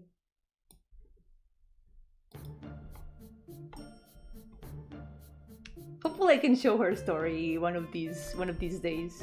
It's gonna perhaps be a little bit related to stories of the dreaming world. So we'll see how that goes. But for now, I should probably draw her again one of these days. I haven't drawn her in super long. I really want to draw her again. I miss her. I've been drawing so many Mayos that I've been neglecting Cecilia so much. This can't be. This cannot be allowed to happen. Morton's Magay would say she looked like knowing you're going to make a mistake, but she won't stop it because she'll enjoy when you make that predicted mistake. Perhaps a little bit. This one has a really soft face. She has a bit of gapmoe. Like, one of my biggest weaknesses in characters is when they have gapmoe. The super intimidating cool ladies that seem unapproachable, but then they have a soft side. That's the biggest Yomi bait that there can be. So yeah, if I had to make a character that is the exact definition of my type, that's Cecilia. That's what she is. With great power comes great responsibility. So when you can design characters, especially characters that are your type, you got a great responsibility. You need to draw wisely. What about the reverse? The one that looks the girliest but is the more brutish? They are cute. They are not my type, but I think they are cute. They are cool also. Yeah.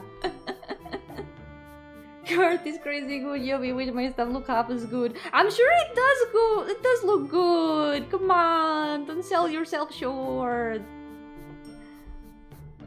Let's finish this and we'll end for today. It is gapmoe in a way. Gapmoe of all kinds is good. Gapmoe is good. In this house, we appreciate gapmoe. Like hard outside, soft inside, gapmoe. Exactly. The hard outside, soft inside is the kind of gapmoe I like.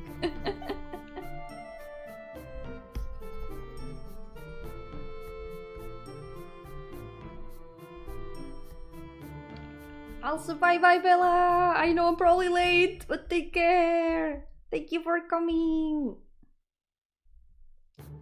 Simpsons bartender! The first time I heard the word moe, that's what I thought about. I thought about Mo, the Simpsons bartender. It took me a while to start seeing moe as the other word than Mo, the Simpsons bartender. I swear.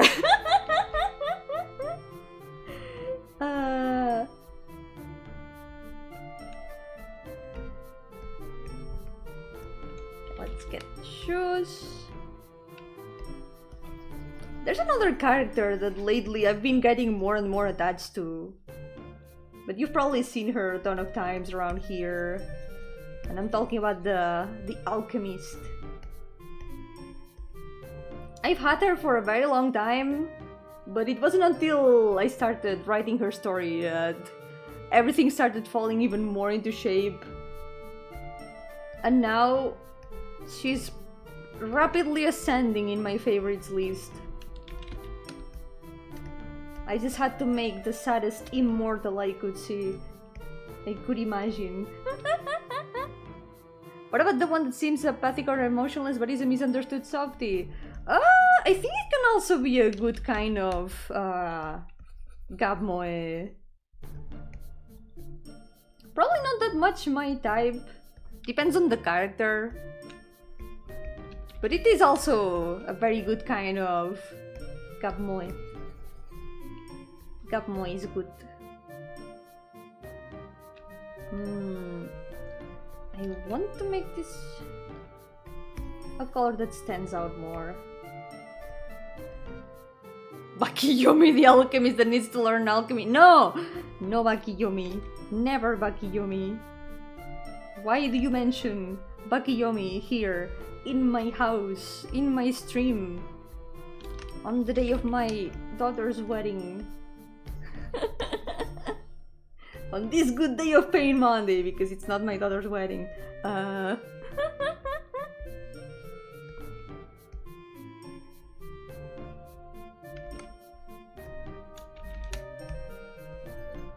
think I'm gonna paint the buttons manually, otherwise it's gonna be a bit of a hassle.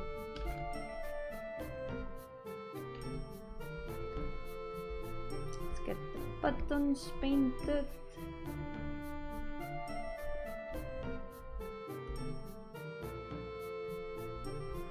Isn't Bakiyomi at the right of Hamtaro Yomi? No, that's Pixel Yomi! That's not Bakiyomi! That's Pixel Yomi!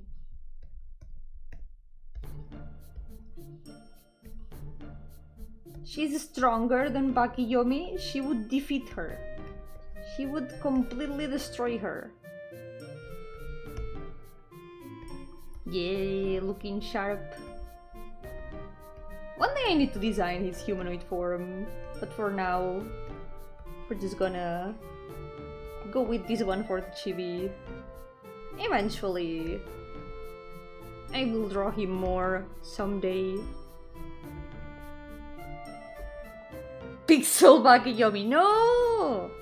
Pixel Yomi became strong after a lot of training, but she was not inspired by Baki, she was inspired by her own survival. She wanted to become strong so no one would ever threaten to eat her ever again.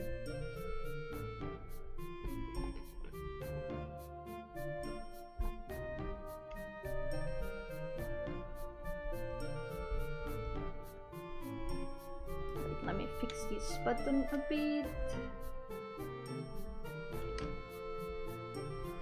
There we go.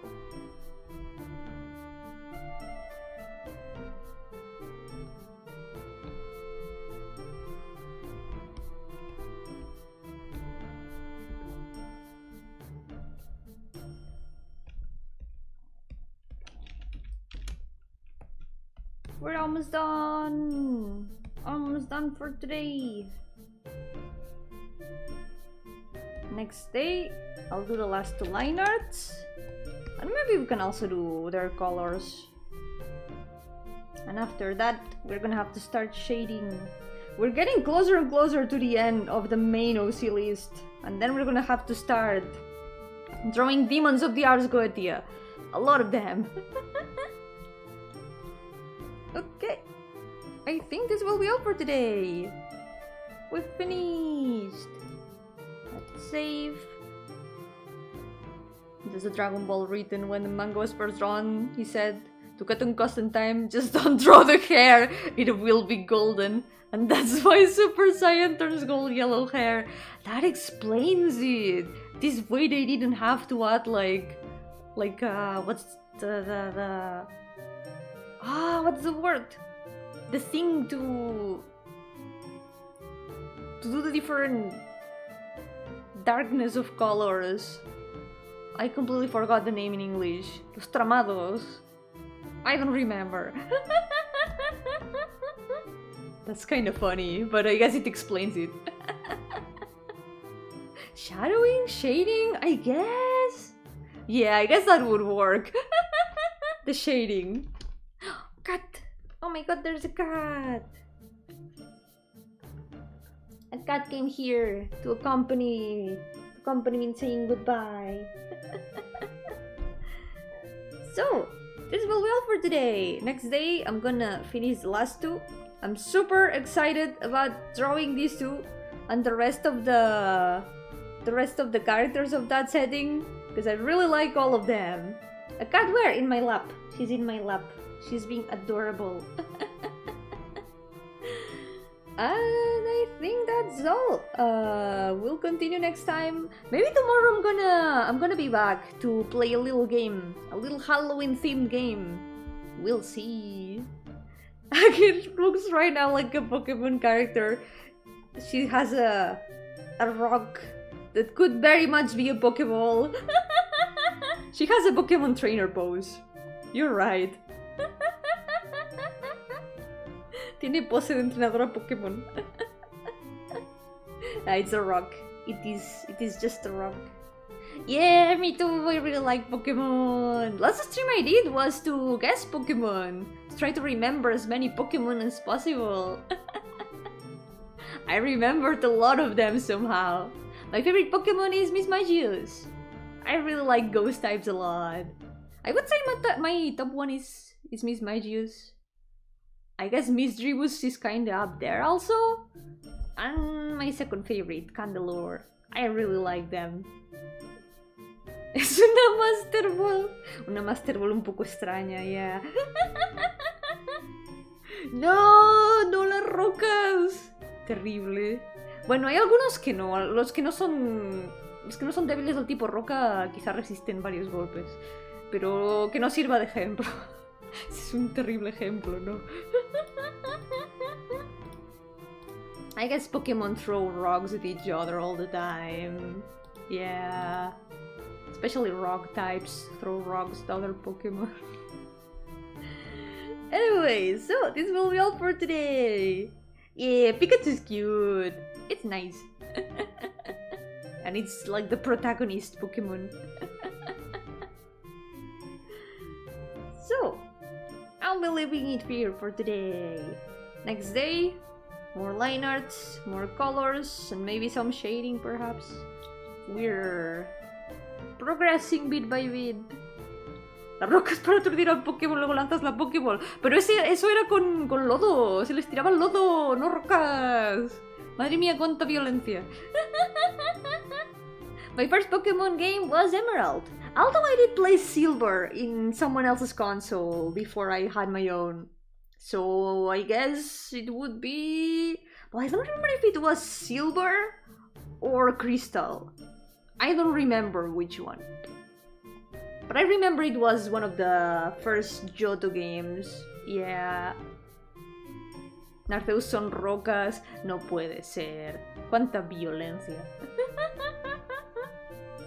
Terrible. Quizá en esos tiempos las cosas eran diferentes. Maybe in those times, in Hisui, things were a bit different and they used rocks. Terrible. So, for now, take care everyone! And I'll see you next time. Next time I will play a game. Yep. That tomorrow. Probably. So for now, take care everyone! And I will see you next time! Cat, help me, I don't know how to speak. Cuidaos mucho y hasta la próxima! Bye bye! Bye bye!